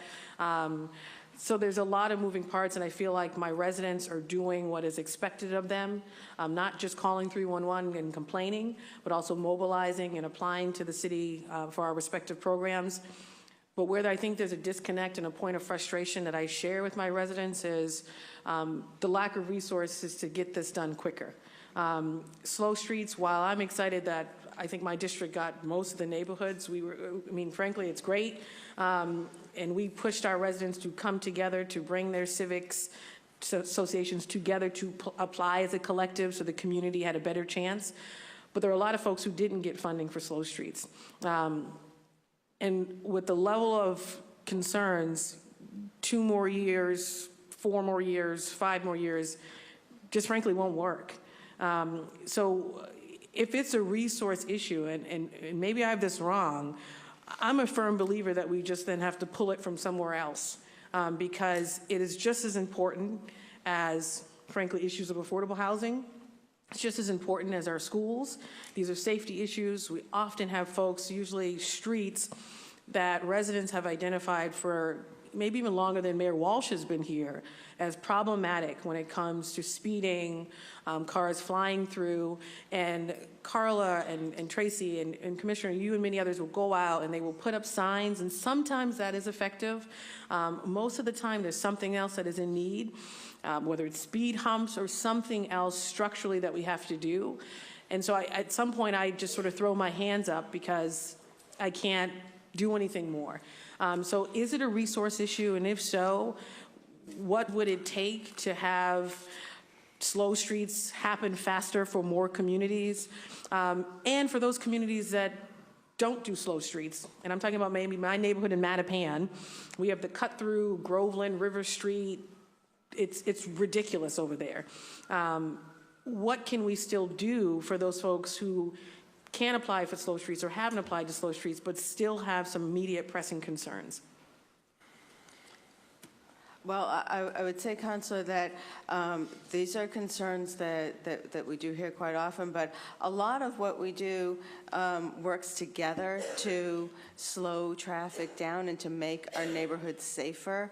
As we work with our neighborhood groups in Roslindale on the bus pilot, we know that as we implement something like that, quite often the project is to improve the ride for the traffic through the corridor, but it has a side benefit of improving safety along that corridor as well. When we implement bike lanes, a lot of times we'll work with our community groups and we'll redesign our intersections and pedestrian environment to accommodate a safe bicycling infrastructure. Those also have a side benefit of improving our safety in our neighborhoods. Last year, the mayor worked with this body and we reduced the default speed limit in the city of Boston to 25 miles per hour. What that does is also allow us to take an approach when we design our streets and we work with the Public Works Department on roadway reconstruction projects, that we are building infrastructure that encourages a slower speed through our neighborhoods. So I agree with you, Commissioner. These are all solutions that work to address these issues. The problem is to get a range of those solutions into a community on a particular street. At the rate we're going, it's taking too long. So whether it is the bus lane pilot, and I have a small section of Rosendale, people are very happy, and of course just folks that live in Rosendale don't use that, they're happy with that, or protected lanes, signs, changing the speed limit, I get that, but at the rate we're going, it's just taking too long. And so for me, I think in order to move it faster, maybe we need more resources. Maybe we need more money invested in this. If you tell me it's something else, okay, but I think it's more money. Thank you. And for me, I have no problem saying this. That may mean that for other departments, we have to take $1 million or $2 million and put it over here because it's just as important. I look at some other budgets and I sometimes get in trouble for saying this, and I'm like, they just got $50 million more. You know, I think I'd like to take 2 or 3 over there and put it over here. They got this, I'd like to put it over here because the issues aren't weighted. It's just as important to folks. And frankly, people are dying. And I think we talked about this in a budget hearing last time. And so I really want to see us invest in your department in a way in which it moves this along faster, so that I'm not in front of another civic association group talking about the Slow Streets application, wait for round 2, they do that, they apply, some of my neighborhoods are getting their walkthroughs, but it's gonna take time for those neighborhoods to get the things they need, and then I have folks have to wait to apply the 3rd time around. And Stephanie and Charlotte, they do amazing work. I think they wanna move faster too, and I'm like, can we give them the money? So I'm just going on record saying, I would love for this budget, before we pass it, we take some millions from somewhere else and we give it to BTD so that I feel just more like a better advocate for my residents when it comes to these issues. And right now, it's just taking too long. And I'm not pointing fingers at you. I'm just saying, give you guys more money. I have just one more question, and it has to do with something that Councilor Janey brought up, which has to do with the technology, bikes. So I am in this sort of space of frustration a little bit around, while I'm excited for the expansion of bikes and the docks sharing hubway system into more neighborhoods, particularly Dorchester, Mattapan, and you guys looking at this through this equity lens of making sure that neighborhoods have access to this. All along, this technology with the dockless bikes has existed for a long time. It may not have been in North America, but it was in other countries and people knew about it. So when we're planning and we enter into contracts, even if the technology, for example, doesn't exist yet, but right now we're in an exclusive contract with Blue Cross Blue Shield to bring about more of these stations in the city of Boston for 5 years. Now we have dockless technology in other municipalities surrounding Boston, and so we're navigating, how do we navigate that? So I have constituents who are saying, I want those bikes in that other municipality, why don't we have them in Boston? And I'm like, well, we have this exclusive contract, we sort of have to wait or figure this out. So when we're talking about this and bringing new, expanding services, how do we talk about technology that is always changing when it comes to delivering these services?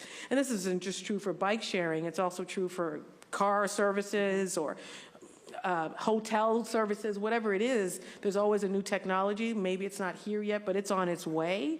How do we bring that into the conversation at the outset so that when it does arrive, we're not behind the game, or we're not sort of prohibited from bringing in other options? So our challenge is always to be nimble enough to accommodate changes in technology. And in the Transportation Department, you'll see in our budget, and I do appreciate your advocacy for funding for the Transportation Department. I think what you'll find Thank you, here, Commissioner. Give you more money. in our budget is an additional $5 million that the mayor has made an investment in transportation, a priority for us, that will allow us to accelerate the process of neighborhood slow streets and other infrastructure improvements that improve safety. But Transportation Department has been on the forefront of technological advances, whether it's through Park Boston and our app that allows parking meter payments, whether it's through working with our partners in the autonomous vehicle realm, and through the good work that's coming out of Vineet Gupta and the Planning Division in addressing the disruptive nature of TNCs in our infrastructure.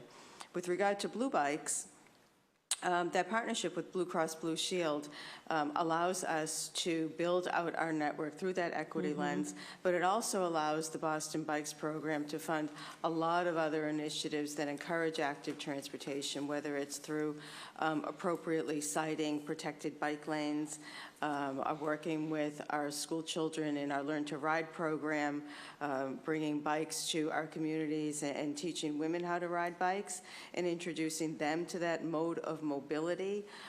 So we are confident that our partnership with Blue Bikes will really extend our network and provide a really safe, economical, and reliable mode of transit and introduce biking to folks that really don't have access to it in their communities now.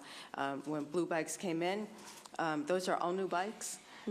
They are designed with the most current suspension and braking systems, and they are really the gold standard for a bike share, and we're confident that they'll be an asset in our communities. Absolutely. So the contract that we have with Motivate, that actually has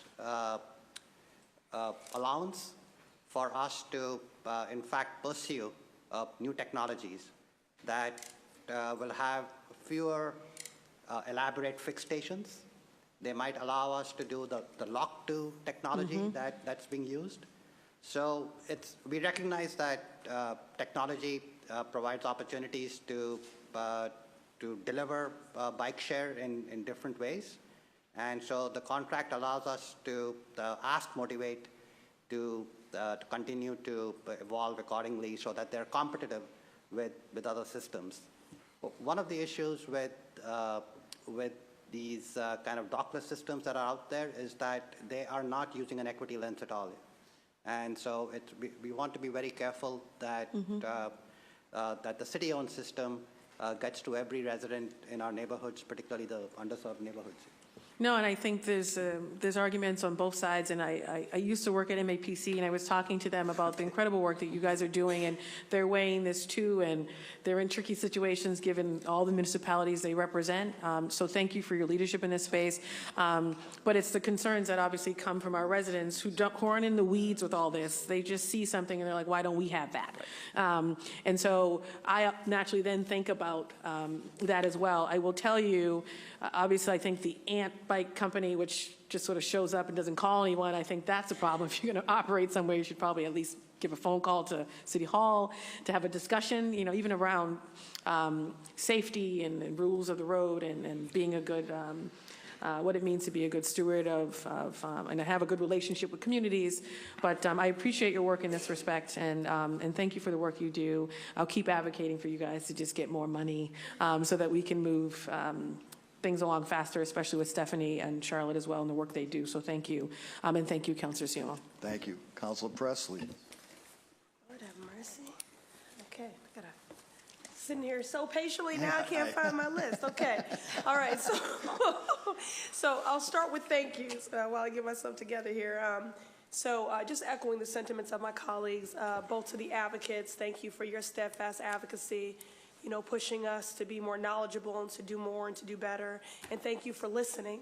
And thank you for being in community every day. And I will second what's been said about Carla, and that's not just because we both live in Dorchester. But your team is very accessible and very present in community and very responsive. And so I think that is in many ways evidenced by the gains that we are seeing here. But we want to see more.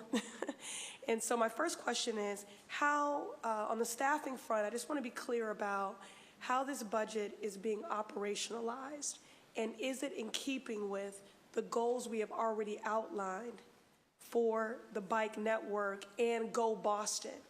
And so I'll just sum it up by saying, how many new miles of roadway are we talking about in terms of protected bike lanes?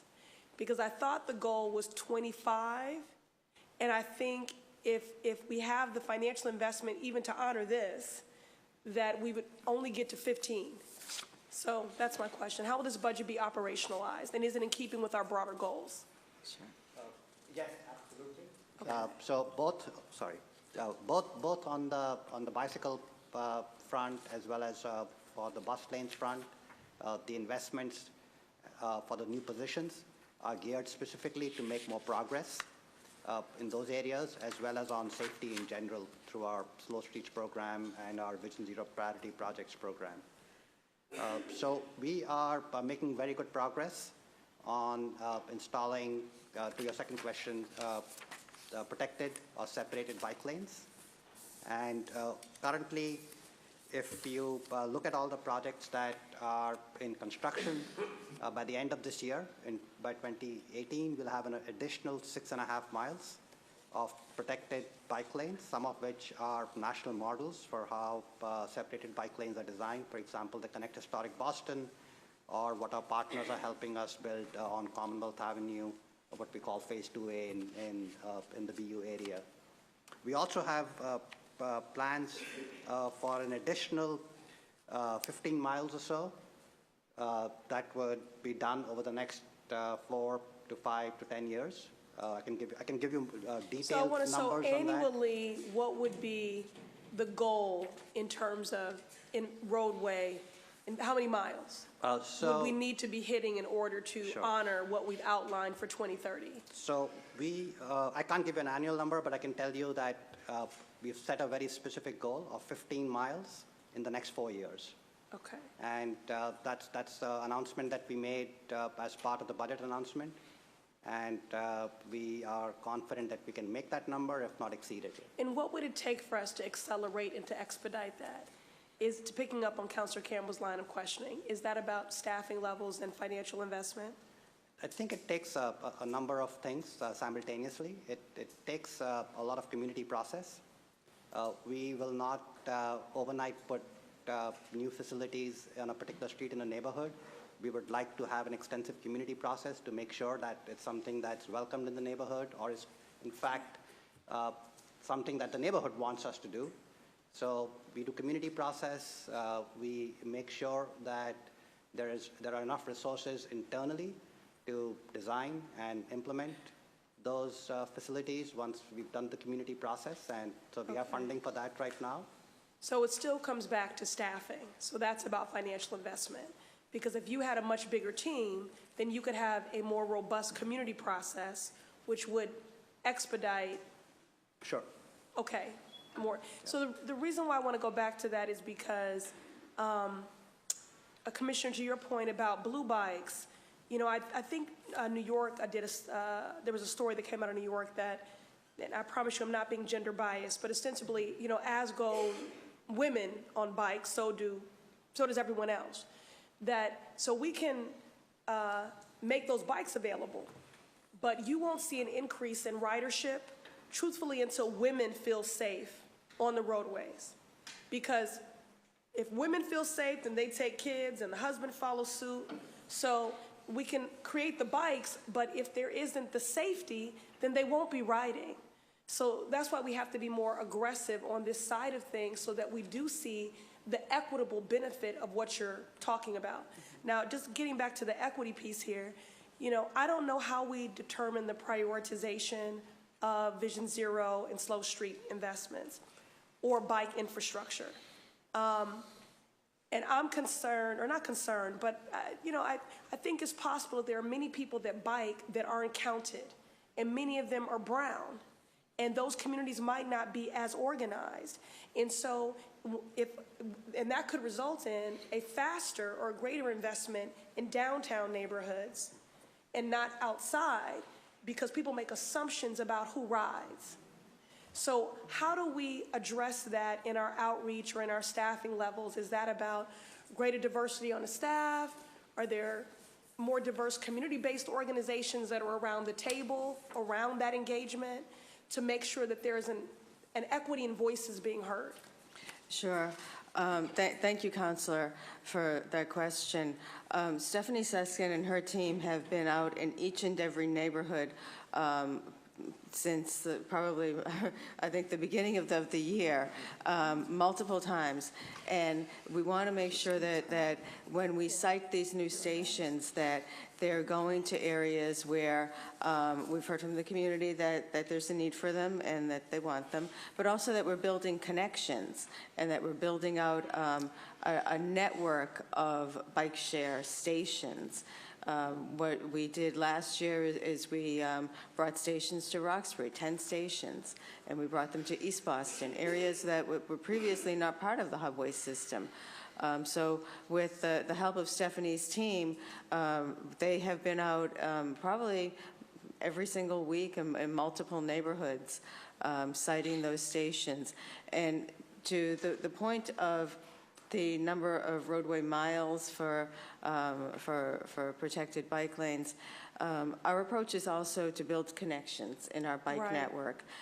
Also, as part of a lot of the projects that Jim Galuli is working on, those are long-term capital projects, but the vast majority of those will include bike lanes and improvements to the pedestrian realm, as well as safe bicycling infrastructure. So it's sort of a philosophical approach to roadway design that's shared by the Public Works Department, that we will include protected bike facilities and safe bicycling infrastructure, and whatever that means in terms of signalized intersections for cyclists and appropriate pavement markings and pedestrian crossings. Thank you, that will all be Commissioner. No, included. I know you have verbally expressed and demonstrated, according to our capacity, a commitment to all these things.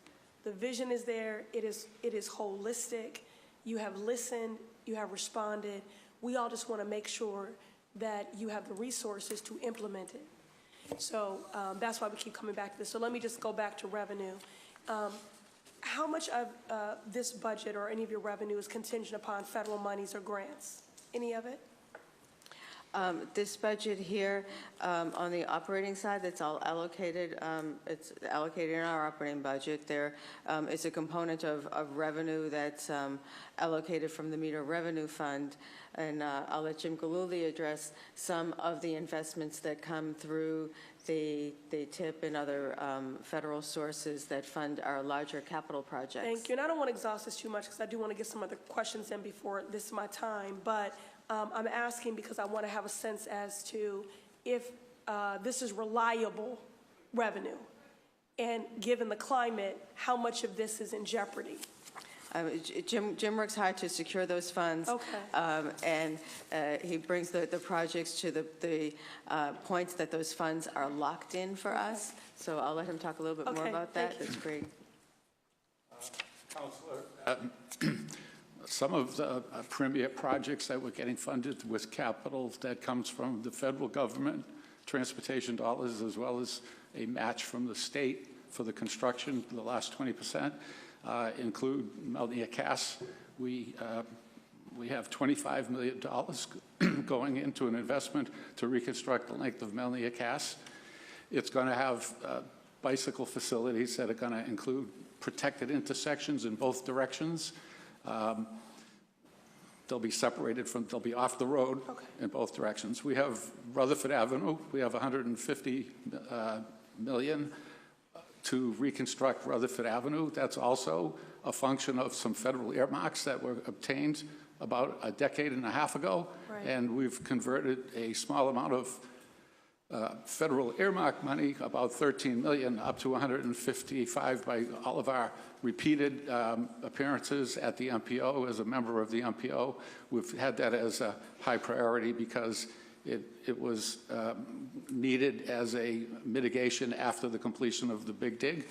And that's going to have off-the-street bicycle facilities. It's going to be two ways on the neighborhood side, heading from City Square all the way up to Sullivan Square and continuing around to the Alfred Street Bridge, connecting to all the regional network of bike lanes.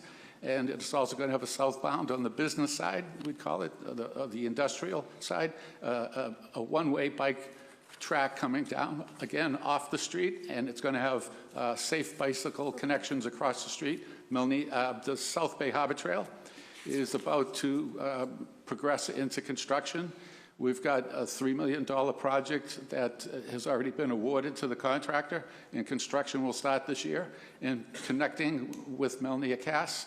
And a third phase yet to be done will have us all the way from the Southwest Corridor over to the Boston waterfront with off-the-road facilities.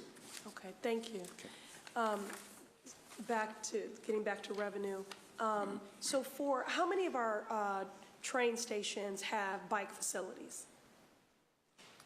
I have to get back to you on the number of that's MBTA stations that have hubway stations associated with them. Okay. Most of the MBTA stations have bike I'm sorry, racks. I mean, like at Ashmont, we have this monstrosity of a structure, right?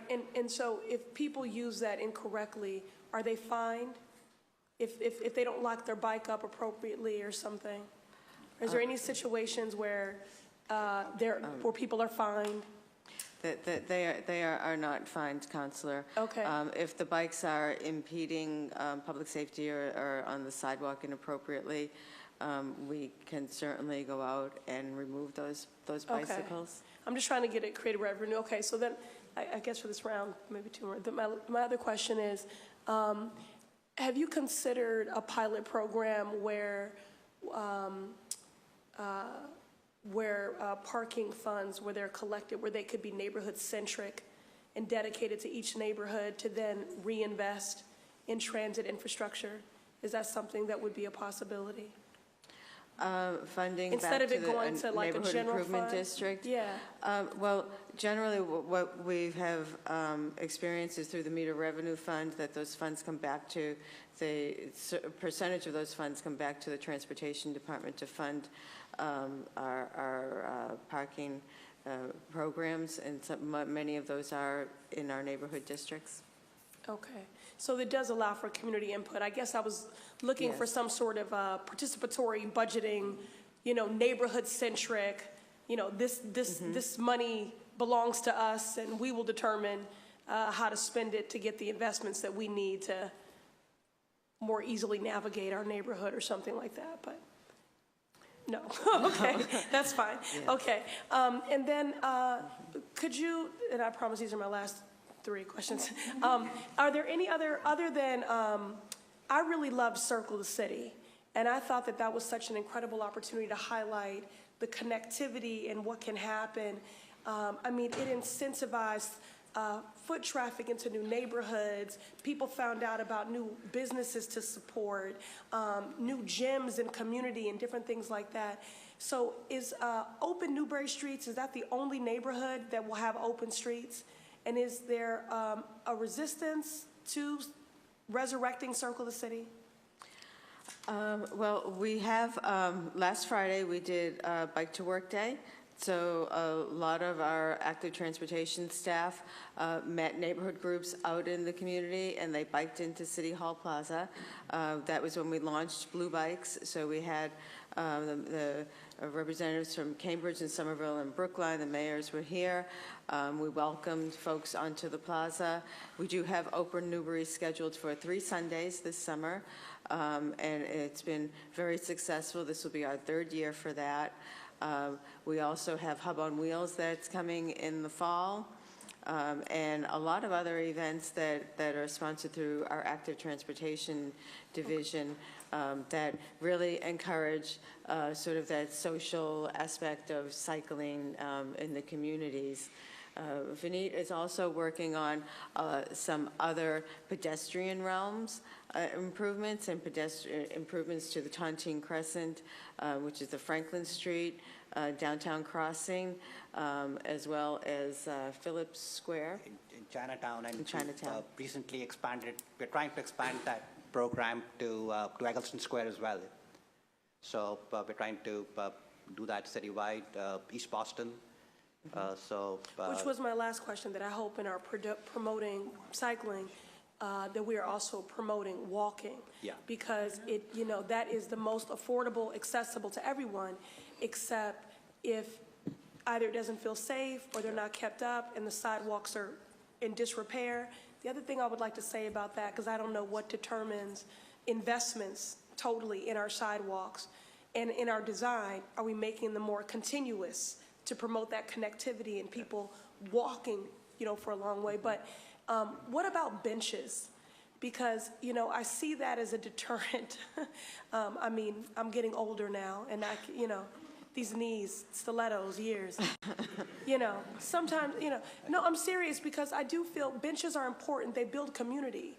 And in some communities, it can feel like if you're just hanging out, you're loitering. And in other communities, you get to sit and read the paper, and build community. So could you just talk to me about sidewalks and benches, and then I'm done? Sure. I could, but I think Vineet Okay. is chomping to Vineet, tell me. address, because I think he has some great Walkability. information. We actually- Pedestrian friendly. So, Talk to me. 2 points. We do have programs with the Public Works Department to install benches. Okay. And we're working with the Elderly Commission to do that. It's been recognized as, with the help of Walk Boston as well, it's been recognized as a huge incentive. There's so few. For people to go out and Yes. walk on a sidewalk if they know Yes. that there's a bench, particularly the elderly. So that's a real program that we've started. Do you have any sense as to goals for that? How many you want to? I can get back to you on that. Okay, I would like to know. It's really with the help of the Public Works Department that's happening. And then generally from a design standpoint, are you focused on wider sidewalks, more? Yeah, absolutely. And Okay. that's something that any street redesign project that we do, making it friendlier for pedestrians is practically the #1 priority Okay. in most cases. Just one other piece. And I'm trying to get more trees, so you know I'm working with you. That's Yeah, going to promote walking too. So. Yeah, Okay. there are some projects that actually make the connections that you were talking about. It's called the Green Links Initiative. So, Okay. for example, we are what we call the Roxbury to Fenway connector that allows people in the Roxbury area to go down to the Fenway. So that's a project that we are hoping to do a open street kind of event. Okay. We actually it got rained out last I see. last I week. saw that on social media. Okay, Yeah. I'll stay tuned. Okay. Thank you all for your indulgence, and my colleagues in the chair as well. Thank you, Th- Commissioner. Thank you, Counselor. One position that is in our budget is for an individual that will work with Vineet on TAPAs, and those are Transportation Access Plan agreements with new developments and large developments, and you heard from our colleagues in the BPDA just before us. But components of those agreements include ensuring that the pedestrian realm of these new developments are optimally designed, as well as having tree canopies in the streetscape, having bicycle facilities, and off-street access to loading, as well as pickup drop-off areas. So those are also aspects of development that we look forward to improving Excellent. through our TAPA coordinator. We're going to Thank be busy. Thank you. Yes. Thank you very much. Councilor Asabi George. Thank you, Chair, and I apologize, I stepped out. Before this meeting was changed, I had made a prior commitment with the School Family Council, so I stepped out for that. Now I'm back, I'll be quick. One, what is the fee or the fine for parking or stopping in a protected bike lane? $100, Counselor. And then how many of those have we issued? Do we know the number? We can get you that Great, number, that would be Counselor. great. And then I know that that you shared earlier today, because I had someone taking notes for me, that one of the new full FTEs maybe would be, one of the new positions would be dedicated to working with the T. Can you just explain, that position will be solely dedicated to working with the MBTA? Yes, that is a transit coordinator. That position will be part of Vineet Gupta's planning division. Great, thank you. And then on under the Traffic Management Center, there was a grant that is not included this year. Was that used for a traffic analyst position? It was 90,000. Yes, over time, that grant has funded positions in the Traffic Management Center, starting with 4 positions, and this was the 4th year, and we were down to 1 position. Those positions have been absorbed in the operating budget, so it's still the same level of staff. The funding is just from operating now. Because earlier today, we had our budget hearing with the Boston Police Department, and they're down 1 a crash data analyst position. Is that any of these positions? No. No, no, Counselor. Okay, That is not. very good. Thank you. That's it for me. Thank you. Thank you. I just have a couple of quick ones, too. Everybody sharing the excitement for the dedicated bus lane. When can I expect that to be implemented? I should say, except for the woman in Randolph. The Brighton Ave dedicated bus lane. Do you have an idea of when that will be implemented? It's I can't give you the exact date, but it's, so to speak, next in line after the Rosendale. Next in line, Yeah, right. so because we focus on corridors that have the highest percentage of people in buses relative to the total number of people who are going up and down in a particular corridor. And Brighton Avenue between Calm Ave and Oak Square is, along with the Washington Street and Rosendale, amongst the highest. Right. And we also know that there's good community support. Yes. So it's something that we will focus on as soon as we can. I would try to encourage you to do it before September, if you could. Okay. If you could. We can absolutely announce it. I just got a text from a former colleague of ours, Sal Amatina. Oh. He's asking, do you have more enforcement officers in this budget? No, I talked to him last night. This budget does allow us to maintain our staffing levels. So we recently hired a new class of enforcement officers, bringing us up to our full quota, and we look forward to being able to maintain the current staffing levels. Okay. And I'm excited about the MBTA liaison, or whatever the job title is. For the past couple of years in my neighborhood, we've been asking developers to contribute to the Transportation Management Association, which is really kind of loosely defined.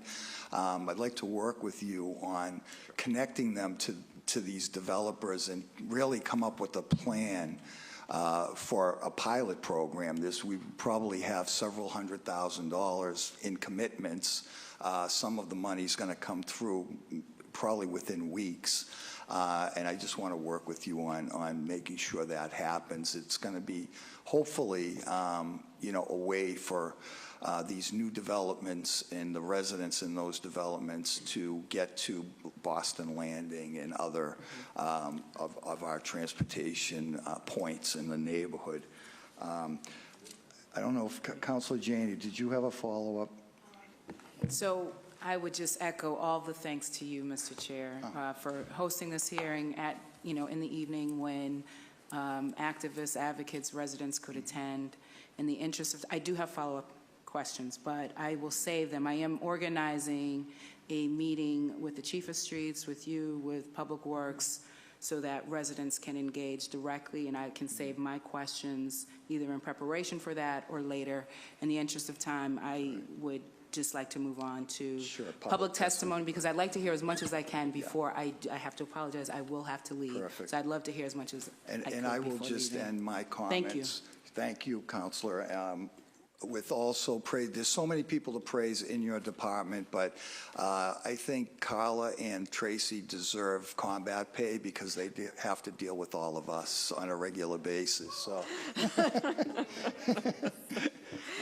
Thank you, Counselor. So unless anybody else has any further questions, just one more question on, and Jim, this might be to you. ComAv Phase 2 is in progress, due to be completed. Yes, Councilor, excuse me. That project is about 50% constructed. The rest of the major parts of the construction at the surface level will be finished this calendar year. And there'll be things like landscaping and fine work, planters and things that will spill into next year. Right. There will be a pause, as you probably well know, when they have to do the other project, which is the ComAv Bridge. But things are progressing. Right. And Phase 3, I know, is in capital. Do you have any idea when that might kick in? Will it be after the completion of? Yeah, it'll depend on a number of factors. It's not yet programmed in the TIP, so it doesn't have a specific year. Right. So unless it determined. were funded otherwise. But one of the points I think that comes out of the discussion about these large capital projects are when you're going to physically create a fixed bike lane, it does get fairly expensive. Right. And that's why we try to get the big bundles of money so that we can do it a Class 1 job as opposed to relying on just the sticks that divide the lanes or the floating parking lanes. If we can do it with curbing and in a protected area, that's what we're trying to do in as many places as we can, while those other approaches are extremely important to keep the total number of miles coming.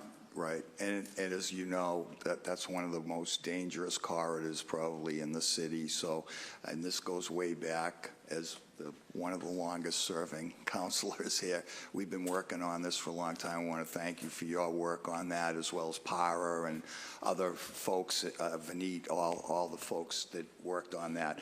Okay, it's time for public testimony. I will call several names, and if you want, there's a microphone behind Coleman.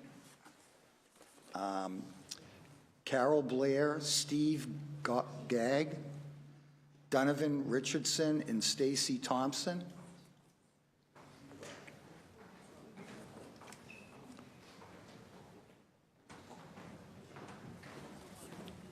Hi, I'm Carol Blair. I grew up in Vermont, where public rights-of-way are kept clear for transportation. Every winter night, streets are cleared of vehicles. When snow arrives, the city plows both streets and sidewalks. In the morning, workers and school children make their way safely with little delay. Does this seem like a dream world? Let's find a way to clear the streets and sidewalks. I arrived in Boston in 1972 as the Boston Transportation Planning Review recommended ways to serve the region with transit investments rather than destroying neighborhoods to build highways. The Orange Line, the Red Line extensions to Braintree and Alewife, and much, much more. Those projects serve Boston well, but after 40 years, we have many more people to serve. I don't expect we'll find more money for tunnels.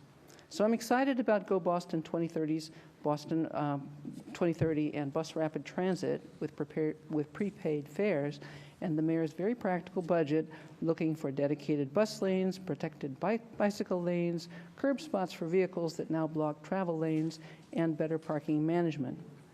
When my first son was born, we bought a house in the South End. I rode the #1 bus to work in Harvard Square, leaving my son with a family near Central Square. The commute became so onerous that I bought a used bicycle and put an infant seat on the back. Thereafter, I could make the trip in 30 minutes pretty reliably. Slow traffic on Mass Ave kept us safe in 1976. It hasn't gotten any better. 2 years later, I had twins. We bought a VW bus and parked on the street, but I never gave up the bicycle. When I got back to commuting, my bike was essential to keeping my working mother schedule. Today, distracted drivers and crash-worthy vehicles make sharing the road dangerous. We need protected bike lanes.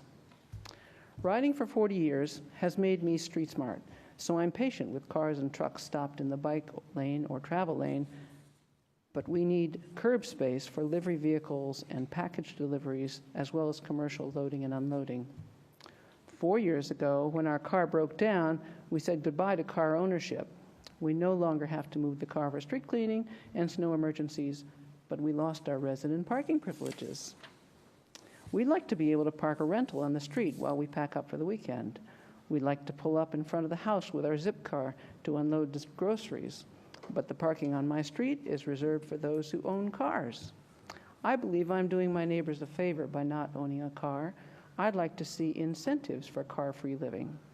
I look forward to testifying before the council when you all review resident parking. Please let me know. I'm a grandmother now. My grandkids love to see the world from the bus. The T takes us to new parks and libraries, to museums and puppet shows, and on playful adventures. I want them to grow up in a Boston with free-flowing bus service, used by those who have a choice. I want their parents to be comfortable taking them out on their bikes. I support the mayor and the city council in voting funds for dedicated bus lanes, protected bicycle lanes, curb space for drop-offs and pickups, and improved parking management. Now, I'm also president of the Chester Square Area Neighborhood Association, which is bisected by Massachusetts Avenue. I have a letter here which I think all the city councilors and the mayor have received, but I have copies of that as well. And I want to point out three particular things, particularities for our neighborhood. One is dedicated bus lanes. Now, Massachusetts Avenue is the the #1 bus along Massachusetts Avenue is the slowest of all the routes, I think, in the system. It seems like we need the dedicated bus lane there. But when I talk to my neighbors about bus rapid transit, they don't get it. The bus and the rapid, they just don't go together. And I try to point to the Silver Line, but they don't see it.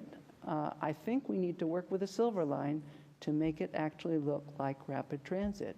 Does that mean prepaid fares? Does that mean enforcement of the parking lane? We need to make it happen for the Silver Line. Bicycles, in the Back Bay, we have protected bike lanes, but in the South End, we don't. The bicyclists are still vulnerable. And my favorite place to ride is on Shaman Avenue, which is very, very little traffic, but I'm riding the wrong way a lot of the time. I think we need probably two-way bicycle lanes there. And we would love to see additional bike lanes on Northampton and Springfield, which are right parallel to Mass Ave and would give great alternative connections for those who are intimidated by Massachusetts Avenue. The third piece is the dumpster-like trucks that go from the Newmarket area to Cambridge or the Turnpike or wherever they're going, and they explode up the street at 4 o'clock in the morning. I really think we need to do something about truck routes and try to figure out how to make it work so that we can sleep at 4 o'clock in the morning. So I have copies of both the Chester Square letter and my testimony, if anybody wants those. Thank you. Thank you for your attention. Good evening. Thank you, Chair Siamono, for having this meeting at this hour and for hanging in there with us, all the city councilors who are still here. And to Commissioner and her staff, it's great that you're here to hear us as residents of the city. My name is Steve Gagg. I live at 631 South Street in Rosendale, where I raised my family. And I live just a block away from Washington Street, which is where the express bus lane pilot is happening. So I'm well aware of that and have already benefited from it. But I just want to, before I get into my comments, I want to give you some other news from the hinterland of Rosendale. And the hinterland of Rosendale is referenced that way because for some reason it costs $6.75 to get from Rosendale Village commuter line stop to Forest Hills, which is all of a mile. And hopefully that will change in our lifetimes. And that would be one way to get more people not in their cars and on public transportation. But back to the good news, and that's the bus lane, the express bus lane. As I said, I live very close to it. I walk it, I bike it, I bus it. And now the bus part of it is about half the time. And I hear from many of my neighbors and folks who commute on the bus line, and it is helping them out immeasurably. So I want to thank the staff of BTD and Public Works for all the work they've done on this. I hope that it will continue, not as just a pilot, but as a permanent part of what happens in the city, and that it is spread across the city, and that we also see it go in the opposite direction from Forest Hills to Adams Park. Folks who live in the area know that the evening commute is much worse than the morning commute. If you can believe that, it is very true. And it probably will get worse as the economy gets even better. So kudos. Let's not take the foot off the pedal, because we've got a lot more of this we need to do in Rosendale and across the city. The second thing I want to comment on, and there's a lot more in the letter that we've written to you, and I have copies if you want it, is the additional money in the budget for the pathways. And as folks probably know, we've been working diligently on a pathway that will go from the Rosendale commuter station to Forest Hills. It's called the Rosendale Gateway Path, and it is mentioned in the budget. Thank you for that. We are at about 25% design review. We hope to be at 100% within the next year, and then begins construction after that. But thank you for including that in the budget, and that is a great addition. So just to sum up here, we have seen lots of movement in a short amount of time on the budget, and as the city councilors here have stated, we need a lot more movement on it. But positive to see it. We're very thankful. It probably needs about a tripling or quadrupling to really get us where we need to be on slow streets in Vision Zero. Thank you. Let me just add that you have our city councilors, especially our city councilors at large, and Councilor Tim McCarthy from Hyde Park, Rosendale, fiercely advocating to get down to, I think it's Zone 1 fair rates on that commuter rail. We've been working on that with them, and we appreciate their work on it. Great. Yeah. Thank you. Donovan, Stacy. Hello, my name is Donovan Richardson. I'm a college student in the area. I'm at Northeastern. So I haven't been here in Boston that long, but to reiterate what the last person said, it's been sort of a contrast seeing that. Thank you for all the work and funding that you've been getting, and please get more. So, because the issue of bicycle and bicycle safety is really an urgent one. I know the first speaker spoke about how she, as a mother, just with her young children, was a bike commuter. And me, I'm not from this area, but this is where I'm calling my home for right now. And my parents back on Long Island in New York really hate the idea of me bicycling in Boston. And I've, had a few close calls, falls, injuries, not too serious at all, but one idea that I really hate is like my mother at my funeral, just because as a bicyclist, you're vulnerable to any car, you're vulnerable to any false move, and there's nothing really to do about me being just a sole person on a bicycle. But I know that even though such good progress has been being made, this issue is really urgent for a lot of people. For me, on Huntington Avenue, there's past Brigham Circle. It's sort of a disaster for everyone because the traffic and the trolley is just a really difficult situation, and it could be better. I mean, for everyone, for the people in their cars, there's not a lot of moving space for anyone to make any false move at all, really. So that's really just the end of my comment. Well, thank just you. really short, but yeah, it is a really urgent issue for many of us here in Boston. And welcome Thank to you. Boston. Thank you so much. And after Stacy, I have Joan Doucette, Brendan Kearney, and Marie Buna. Hello, councilors and city staff. Thank you so much for moving this hearing and for being with us tonight. I know that you're exhausted, and I know that we're supposed to be polite, but can we just give the council a round of applause for hearing us and for being with us tonight? Okay. There'll be none of that. Now I promise to be quick, and I really have a couple of themes tonight, but I do want to say thank you to the mayor and his staff and his administration for making a $5 million investment in our transportation future, and I highly encourage the council to approve this budget and to ensure that whether it's through the increase of fines or anything in the 3-page memo that we sent you on other parking things that you could take care of, that these positions are fully funded now and into the future. And I also just want to say, I have two themes tonight. One is I know that you guys are very optimistic about being able to hire 20 people on July 1st, but it did take a full year to hire 2 folks. And so I really want to know, are you guys bringing in outside consultants? How are you staffing up and getting the support you need to hire people that reflect the diversity of Metro Boston in the department and folks that have the appropriate skills, whether it's Vision Zero experience working on buses, to hit the ground running as quickly as possible? Because I think what we heard tonight is that we need to move faster. So the second line that I have is that while we are staffing up, there are still things that we urgently need to do this year, and we want to make sure that we keep up the pace of change.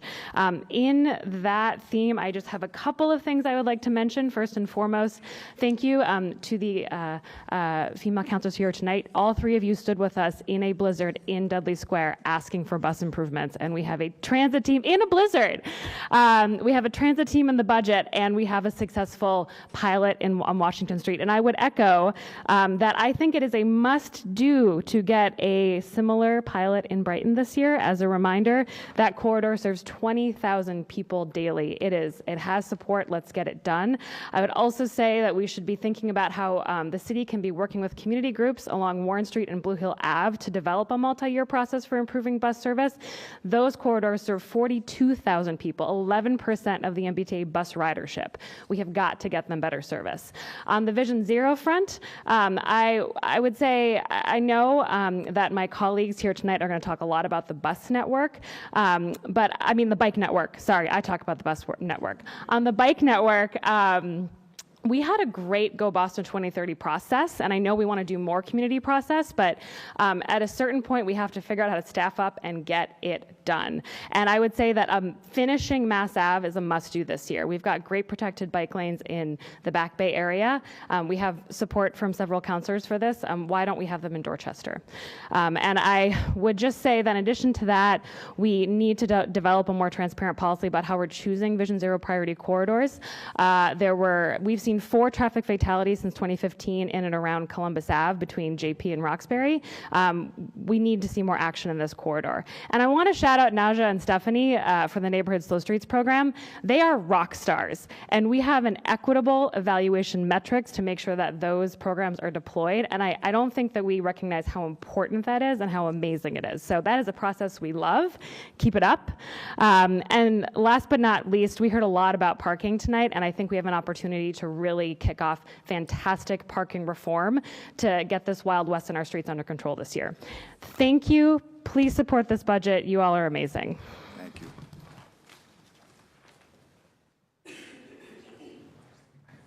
Is there Hi, I'm Joan Doucette, and I live on Mount Vernon Street on Beacon Hill.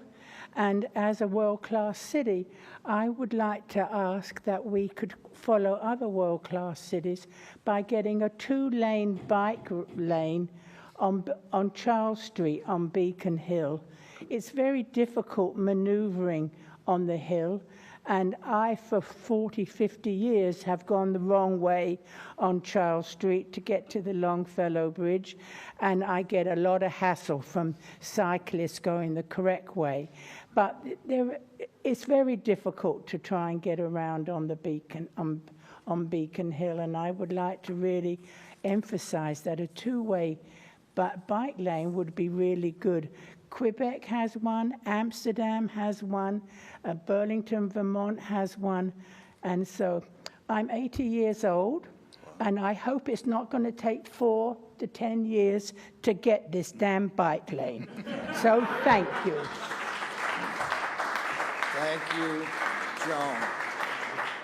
Becca Wolfson, Ken Sebesta, Alex Frieden, Vivian Diaz.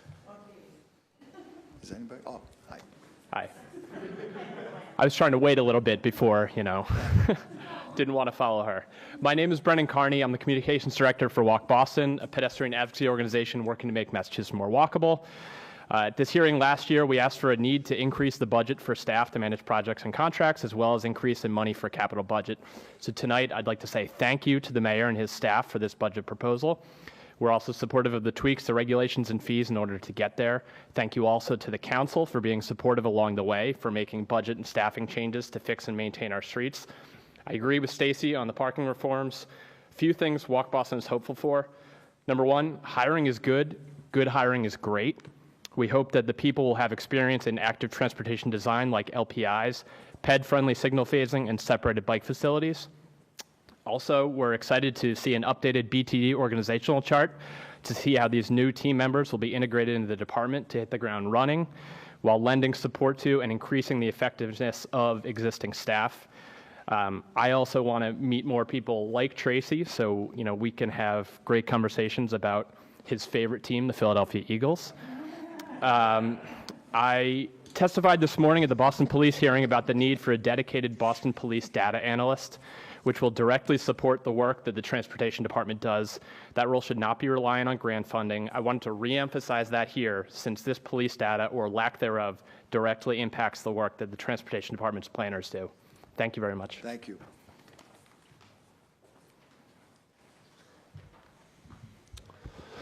Hello, my name is Alex Frieden. I head up platform bioinformatics at Dana-Farber Cancer Institute and Brigham and Women's Hospital.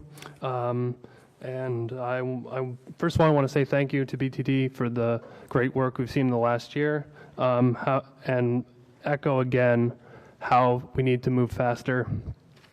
The Longwood Medical Campus services every possible mode and services none well. $500 a month to park. When we talk about affordability, this really doesn't do the job. Buses during rush hour taking 2 to 3 hours to go less than 5 miles, and biking really not safe for anyone but the most adventurous. Last year, the Longwood Cyclist Summit was told that we'd see improvements along the main artery of the Longwood Medical Campus, Longwood Avenue. That was, while there was only paint on the street, we were told at that point that this spring the street would be repaved, and however, here we are, almost June, and it's just as dangerous as ever.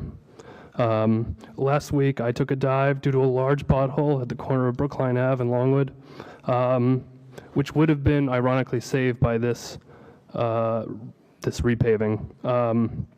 And this kind of fear, I talked to some people before this meeting, this kind of fear is a deterrent to actually getting on the road, getting out of their cars. In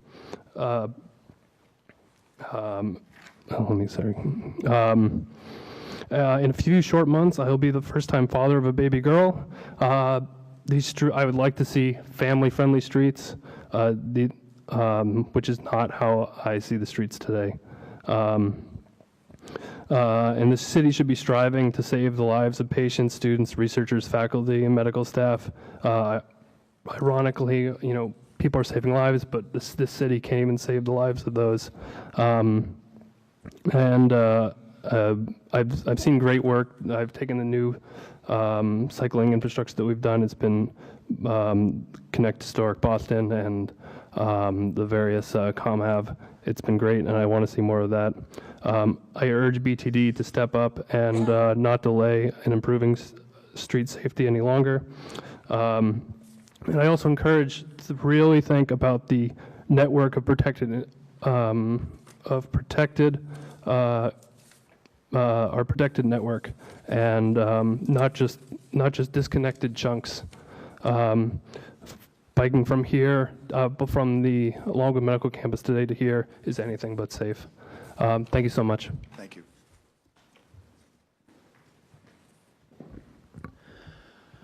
My name is Ken Sebesta. I'm a director at West End Place, the building with an arch just down the street with the West End Museum. We are a mixed income building, and roughly 1/4 of our residents are original West Enders. So I try and speak for that in these words. We live in a city where, according to 2015 census, 35% of Boston families don't own a car. And that should be represented in the budget. And we shouldn't be giving 1 or 2 or 5 or even 10% of the budget to these families. We should recognize that these families are contributing to a Boston we want to live in, a Boston which is walkable, a Boston which is cyclable. No one wants to live in a parking lot, which is what a collection of cars is. We all want to live in a city, a collection of people. So I think we have choices in front of us each year with these budgets, and I strongly encourage us every year to try and increase the funding that goes to the Boston families which need to have the better cycle lanes. I personally, unfortunately, have anecdotes about that.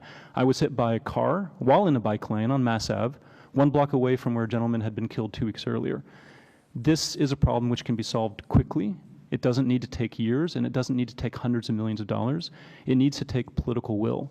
And if there's any doubt about how long it takes, I encourage the council to look at the case of Sevilla in Spain, which in 2 years went from having practically no bike infrastructure to being one of the world's shining jewels of bike infrastructure.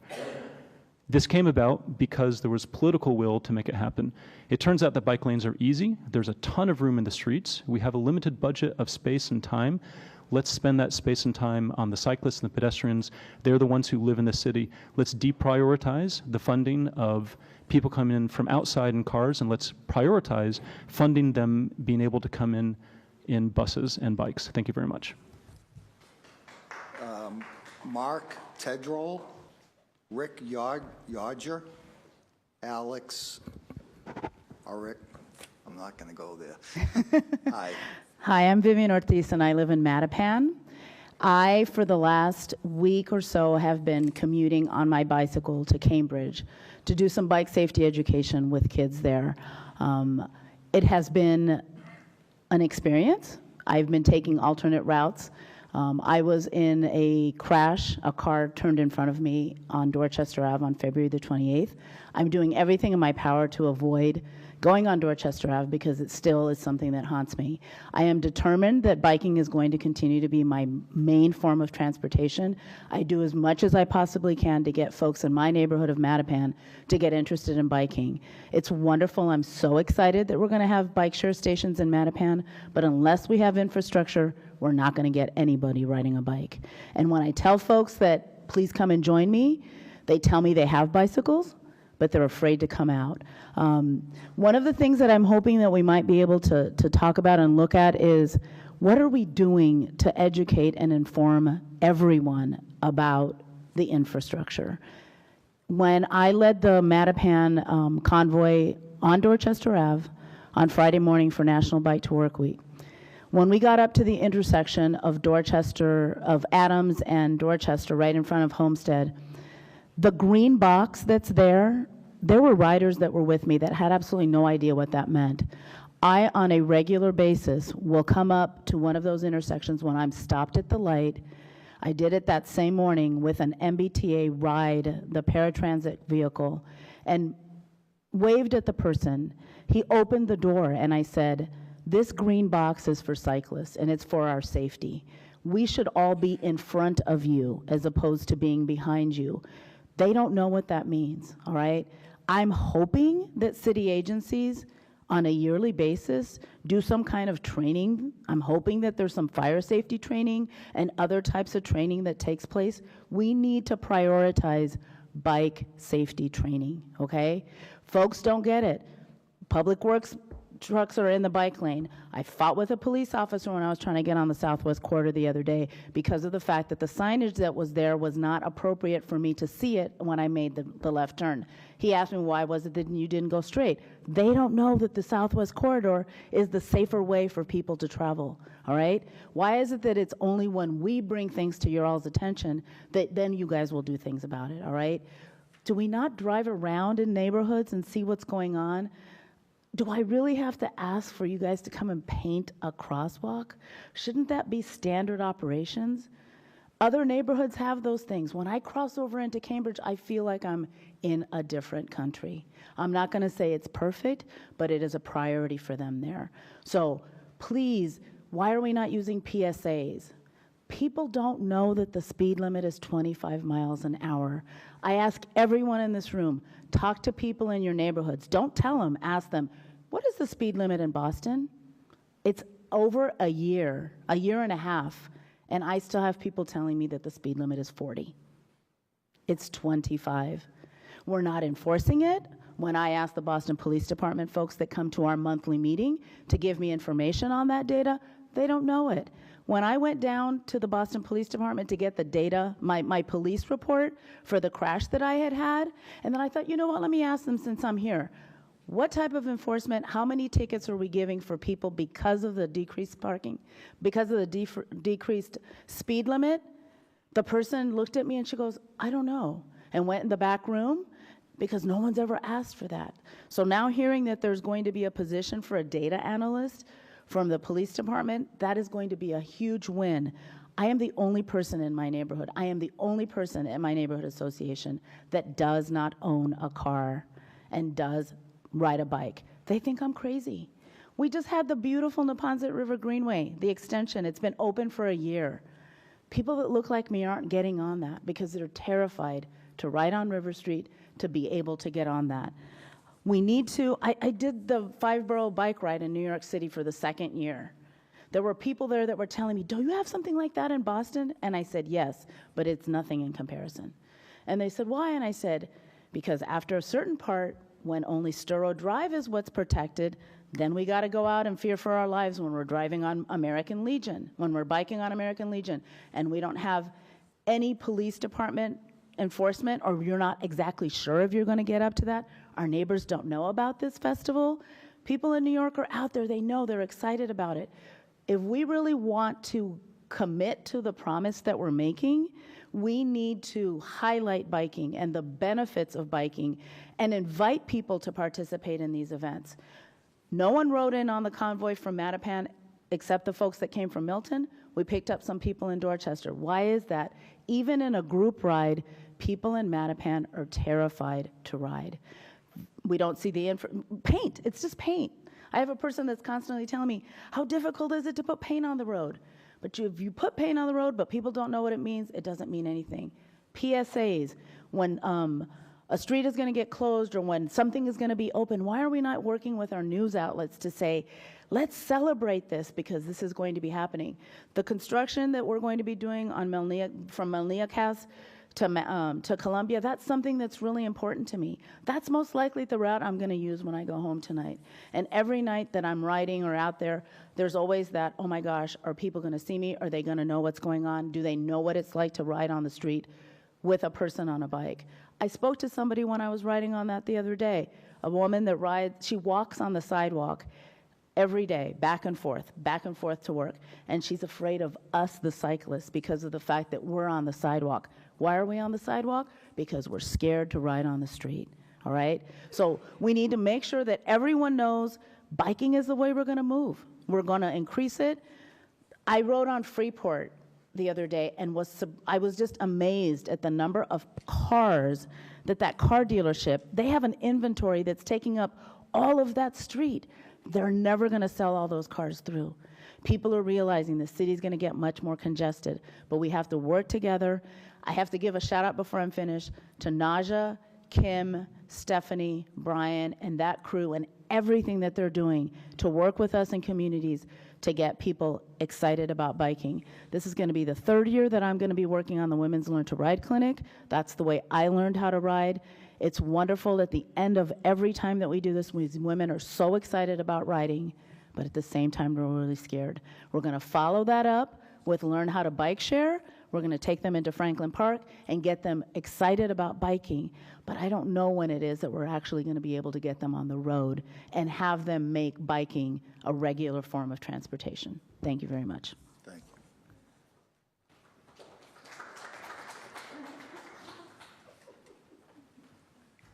you. Good afternoon, evening, I'm sorry. My name is Mark Tedrow. I live at 169 Sycamore Street in Rosendale. First of all, I'd like to thank you for the bus pilot, the AM peak bus pilot. I've driven it. I ride my bike on it 4 days a week, and it's been fabulous. I actually think it's improved commuting times for everybody, and made it safer and more friendly for everybody on the road, not just people on buses or on bikes. I support the mayor's budget proposal in general, but they need more. You need more money. You need more staff to do more, to do a lot more. But mostly, I'm here to tell you that the system we have right now is broken. The Transportation Department, the improvements are overseen by the Public Improvement Commission. And frankly, they're nothing but agents of the all-powerful snowplow drivers lobby.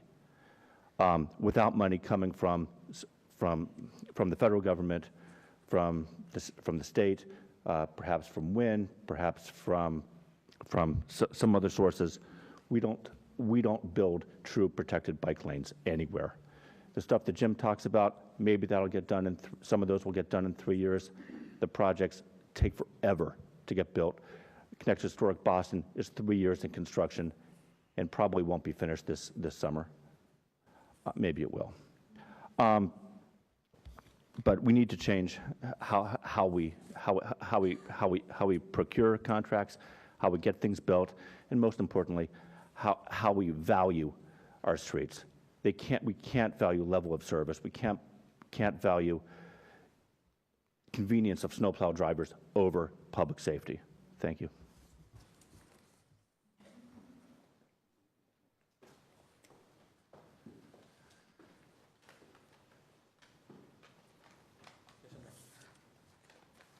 Well, I'd also like to thank you for this hearing and for staying up as late as it is. Really appreciate your time here. My name's Rick Yoder. My wife, Lisa Beatman, and I are members of Walk Up Rosendale with an active steering committee of 30 members and about 1,000 supporters. And we worked to make Rosendale a safer, more walkable and bikeable community. In addition, Lisa and I lead the Mount Hope Canterbury Neighborhood Association on the eastern side of Rosendale along American Legion Highway, and we are partners with the Livable Streets Alliance. We as Walk Up and Livable Streets support the mayor's proposed transportation budget. Of course, like everyone, we'd like to see more funds, and we'll work on that. Specifically, we support the additional funds of, I think there's $2 million for sidewalk and roadway improvements, $300,000 for bike infrastructure, 2 new planners and engineers for Revision Zero programs such as slow streets, which I love, $400,000 for Green Links program for bike and pedestrian connections to parks and greenways, an additional traffic signal engineer, and 2 technicians, mechanics for improving performance of our traffic signal systems, 4 new maintenance personnel for the maintenance of pedestrian and bike safety infrastructure, 6 new staff for bus transportation innovations like Washington Street bus lane pilot. These are all things to celebrate. So, you know, it's a big step. We have a long ways to go, but it's a good step. In one of our neighborhoods along American Legion Highway, we are very pleased that slow streets traffic calming measures will soon be becoming a reality for us, making some of our side streets much safer and for walking, for bikes, and for driving. We as partners with Livable Streets, however, have been working with American Legion Highway to make it a safer roadway. Unfortunately, we have seen few changes. American Legion Highway, which is about 2.8 miles, is one of the more dangerous roadways in Boston. We average about 1 crash every 6 days. These are from police District 18 statistics. We have been, I believe, 3 fatal crashes in the last 2 years. This last Sunday, some of us returning from a bike tour on American Legion witnessed a rollover at Cummings and American Legion, and no one was surprised. It's fairly frequent. So we are asking that some new resources be directed towards our area along American Legion to deal with some of these safety issues that so far have seemed unsolvable. Thank you for your time. Thank you.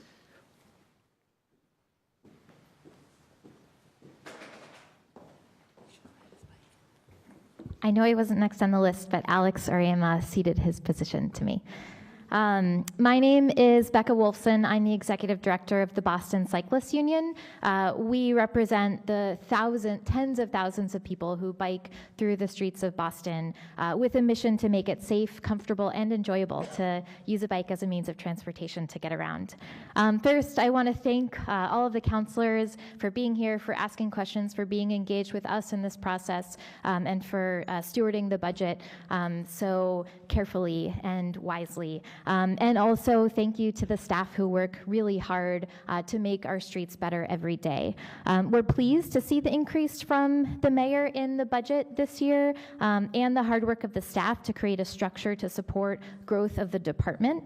The hubway expansion is something that we celebrate both geographically and seasonally. You can't have a transportation system that is inactive for part of the year, so we're really excited that it stayed, most of the stations stayed open through winter, and that's continuing to expand. We're also supportive of the bus bike lane, which we weren't expecting. Sometimes buses and bikes don't get along well, but due to really great coordination and training between the MBTA and Stephanie Seskin, it's been an incredible success, and we've been hearing a lot of really great things and would love to see projects like that expanded. However, we are concerned, very concerned actually, about the pace of change for the bike network. Last year we applauded the $1 million extra for neighborhood slow streets because we support them and we know they make it safer for people to walk through their neighborhoods and they slow cars down. But they ignore arterials between neighborhoods where people biking and walking are disproportionately being hit and injured. Additionally, the hubway expansion is great for access, but dangerous if we don't provide safe places for people to use them. Last year, about 3 miles of protected bike lanes were completed. Some had been in construction for several years, and a significant amount of those relied on state and federal funding, which we know the staff is nimble to generate that those funds, but with an investment from the city in infrastructure, we could get so much more done. Each year in this hearing, we've heard the same projects listed as priorities that will add to the bike network. Each year we hear about Com Ave and Melnia Cass and Rutherford and the North Washington Street Bridge and Summer Street. They're taking years to be completed, and we need the network to be built much more rapidly. We can't just rely on 0.2 miles here and there with a development project, or when there's an opportunity that's easy and doesn't cost enough money because we don't have it.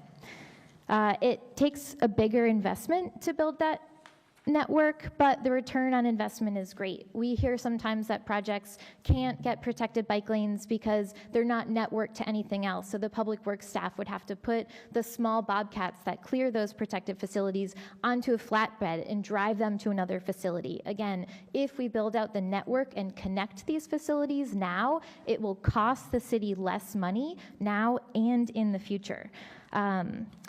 As Councillor Presley was alluding to in her questioning, we've mapped the short-term priority projects in the Go Boston 2030 plan, an amazing and aspirational plan, but we're in danger if it's just aspirational. The city aspired to complete at least 25 miles of low-stress bike facilities in the short-term projects that were to be completed within 5 years. So that's 4 years from now.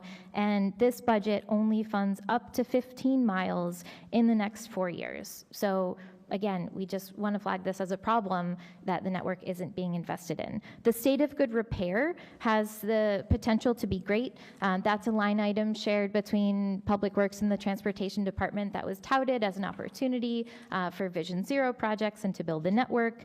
The staff have done a great job to take up advantage of opportunities of repaving with Neelan Street, with Columbus Ave. Naja and Stephanie worked really hard to work separated bike facilities into those projects. But we've had missed opportunities on Congress Street, on Preble and Farragut, and many others. And more staffing would allow for better coordination between Public Works and the Transportation Department, and that outreach would allow for a better use of those funds. We'd love to see a commitment to Vision Zero treatment on every street that's repaved and restriped with those state of good repair funds.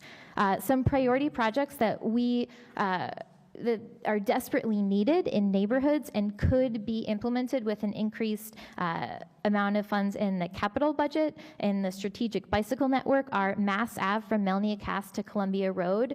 People in Dorchester and Roxbury have seen the Back Bay be completed and wonder, when are we next? And even in this hearing and in additional meetings, people have been told it'll happen next year, and never moves onto the docket.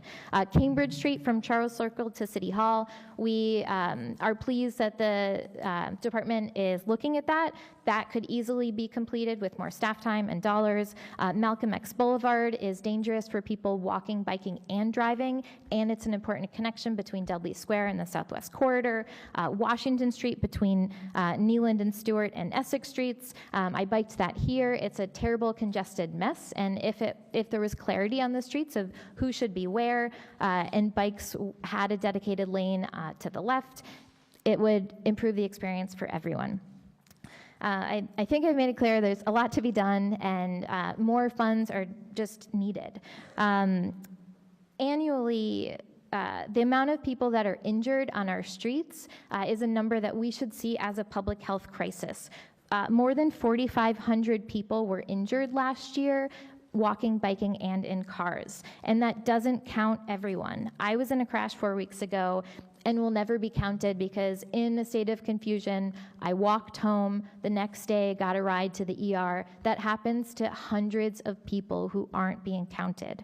As the gentleman earlier today said, nobody wants their mother, father, sibling, friend to get that call that someone has been hit and killed in a crash. A greater investment in this department can help prevent that, and not only prevent injury and crashes, but make our transportation system work better and be more enjoyable. So again, we greatly appreciate the work that you do. We know that the department is being modest when it's asking for its budget and saying that there's enough. We know that there's not, and we hope that you'll help press for more. Thank you. Thank you. Ryan Chrisman, Bob Nesson, Matt Carty, and Elizabeth Korber.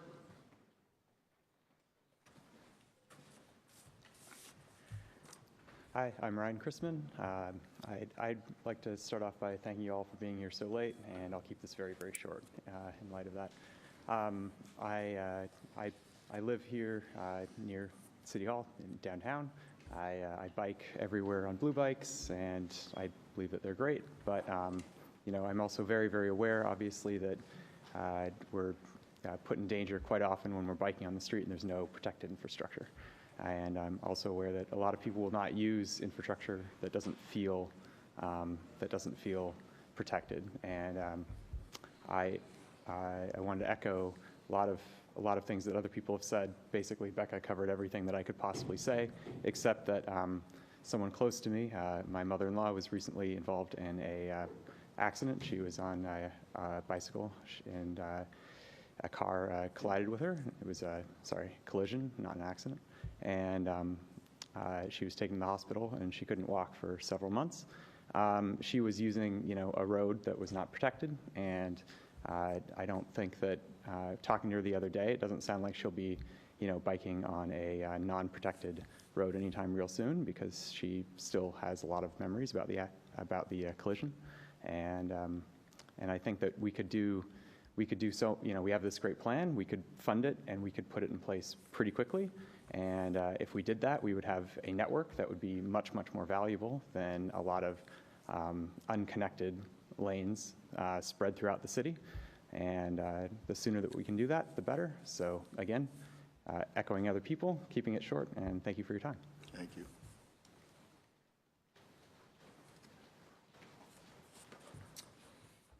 Hi, my name's Matt Carty. I came here tonight with a whole bunch of complaints and requests, and the things that the city council said and the transportation department said, most of those went away because it sounds like everyone's on the right track and doing the right things. But there are still some deltas. I've probably been to 100 public meetings in the last 2 or 3 years, and I don't know if I'm looking in the wrong places, but it doesn't seem like we go to the public when we want to update our fire codes or food safety or elevator inspection. It's all about city streets. And we seem to give equal weight to parking as we do safety. And I hope we can get away from that, because we really ought to just have an algorithm that says safety trumps parking or other nice to haves. I look forward to what's going to happen on Tremont Street with the temporary improvements. I really love the way parking was moved out from the curb on Beacon Street because the volume of traffic didn't justify 3 lanes. We all knew that, but it took, I don't know, I think 8 months between the time it was on my radar to the time it was built out. I really hope we have the political will to reduce that cycle time on these real no-brainer projects, ones that can be done with paint and flex posts. I really do think we need millions more for the transportation department to do more with more, but in the meantime, I hope we can also do more with less and start to build out more connections to build a greater network that'll create a bigger demand, and it'll also, you know, as more people get rid of their cars like I have, that's less parking on the street. People don't have to compete for it, but you're not going to entice people to change their commute, as so many people have said, when they're terrified or when they're injured in the process and just don't come back. You may have read in the papers, I have, about a 46% increase in pedestrian deaths nationwide. Massachusetts does so much better, but nationwide in the last 10 years. Distracted driving's up. People are driving bigger, heavier cars. And we're not going to entice them, shame them, bribe them out of it. People want to do this.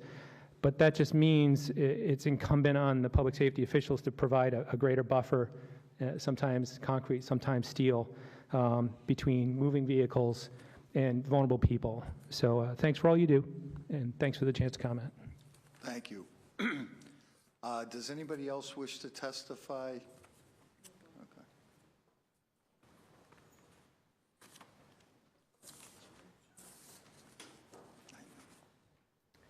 Good evening. My name is Mark Ibunya. I was set to testify, but I was actually on a blue bike, I believe, when my name was called. So I am the co-founder and president of Transit Matters. We are a nonprofit advocacy group focused on transportation issues around the T and adjacent to it. But I'm also a resident of Roxbury. And also, I actually just came from unfortunately, if it weren't for the extremely long hearing before it, I would have been here for the whole thing, but I had previous engagement, and actually I got a chance to speak to a friend of mine who had never actually been interested in biking until this month because of the launch of Blue Bikes and because of the commitment that that the city has put into expanding the bike share system. One of the questions that I did have for her as a woman of color was her comfort on the streets of Boston. And that is something that I've watched evolve and grow, and I applaud this department and the council and the body that this represents, and the effort that everybody has done over the last 9 years that I have lived in the region. But I think that there is a call for more. I am originally from New York City, and I go back very often and I visit and I get to see the types of infrastructure that they put there. And the commitment that their mayor is putting forward and the commitment that a lot of neighborhoods are putting forward, but also the conflicts that I have seen personally as a citizen and also as somebody representing my organization. I do want to applaud this department and also the department that the BPDA and everybody else who have been coordinating with the MBTA on the meetings that have been going forward. The South Boston meeting that happened last week was was laudable for its improved format, but I think we need to have more of those. I think it's important for us to continue having discussions with our neighbors about these issues, and I would love to see the budget increased to ensure that this department can do the work that they need to do. Speaking as Transit Matters, I think it's really, really great that the mayor has committed, and that this chamber is reinforcing that commitment for a transit team to ensure that the people at the MBTA who want to see the city succeed and to see that their resident service succeed, that these facilities are installed and that these facilities are put into place. As somebody who does also bike and take transit, I also do want to ensure that we're also thinking about reducing those conflicts where we can get rid of them. On the one hand, I do want to applaud the mixed bike bus lane that has been very successful in Roslindale, but I do want to call out that we do need to be thinking at a high level about where we are putting bike lanes and where we're moving curbs and where we can be saving money by making that forward investment.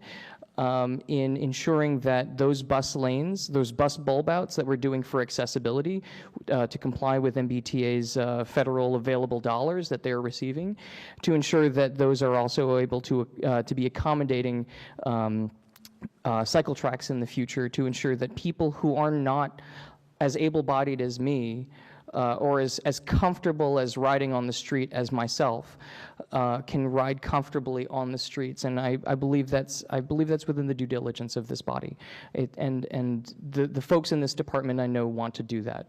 So I would love to see that the increased funding continue forward. I think it's also important for us to also think about where the revenue is going to be coming in the future, because we do have a transportation revolution we are at the cusp of our transportation revolution.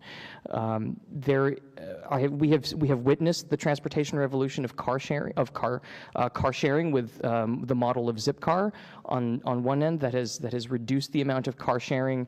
The car ownership in the city. Car ownership in the city has continued to decrease over the past several years, and that will only continue to decrease as empty nesters and millennials continue to want to come to the city and want to live in walkable, transit-oriented neighborhoods. And we should be enabling that. And one of the things that I did want to say at the BPDA session was that we need to be thinking more about that as a system that is planned across departments.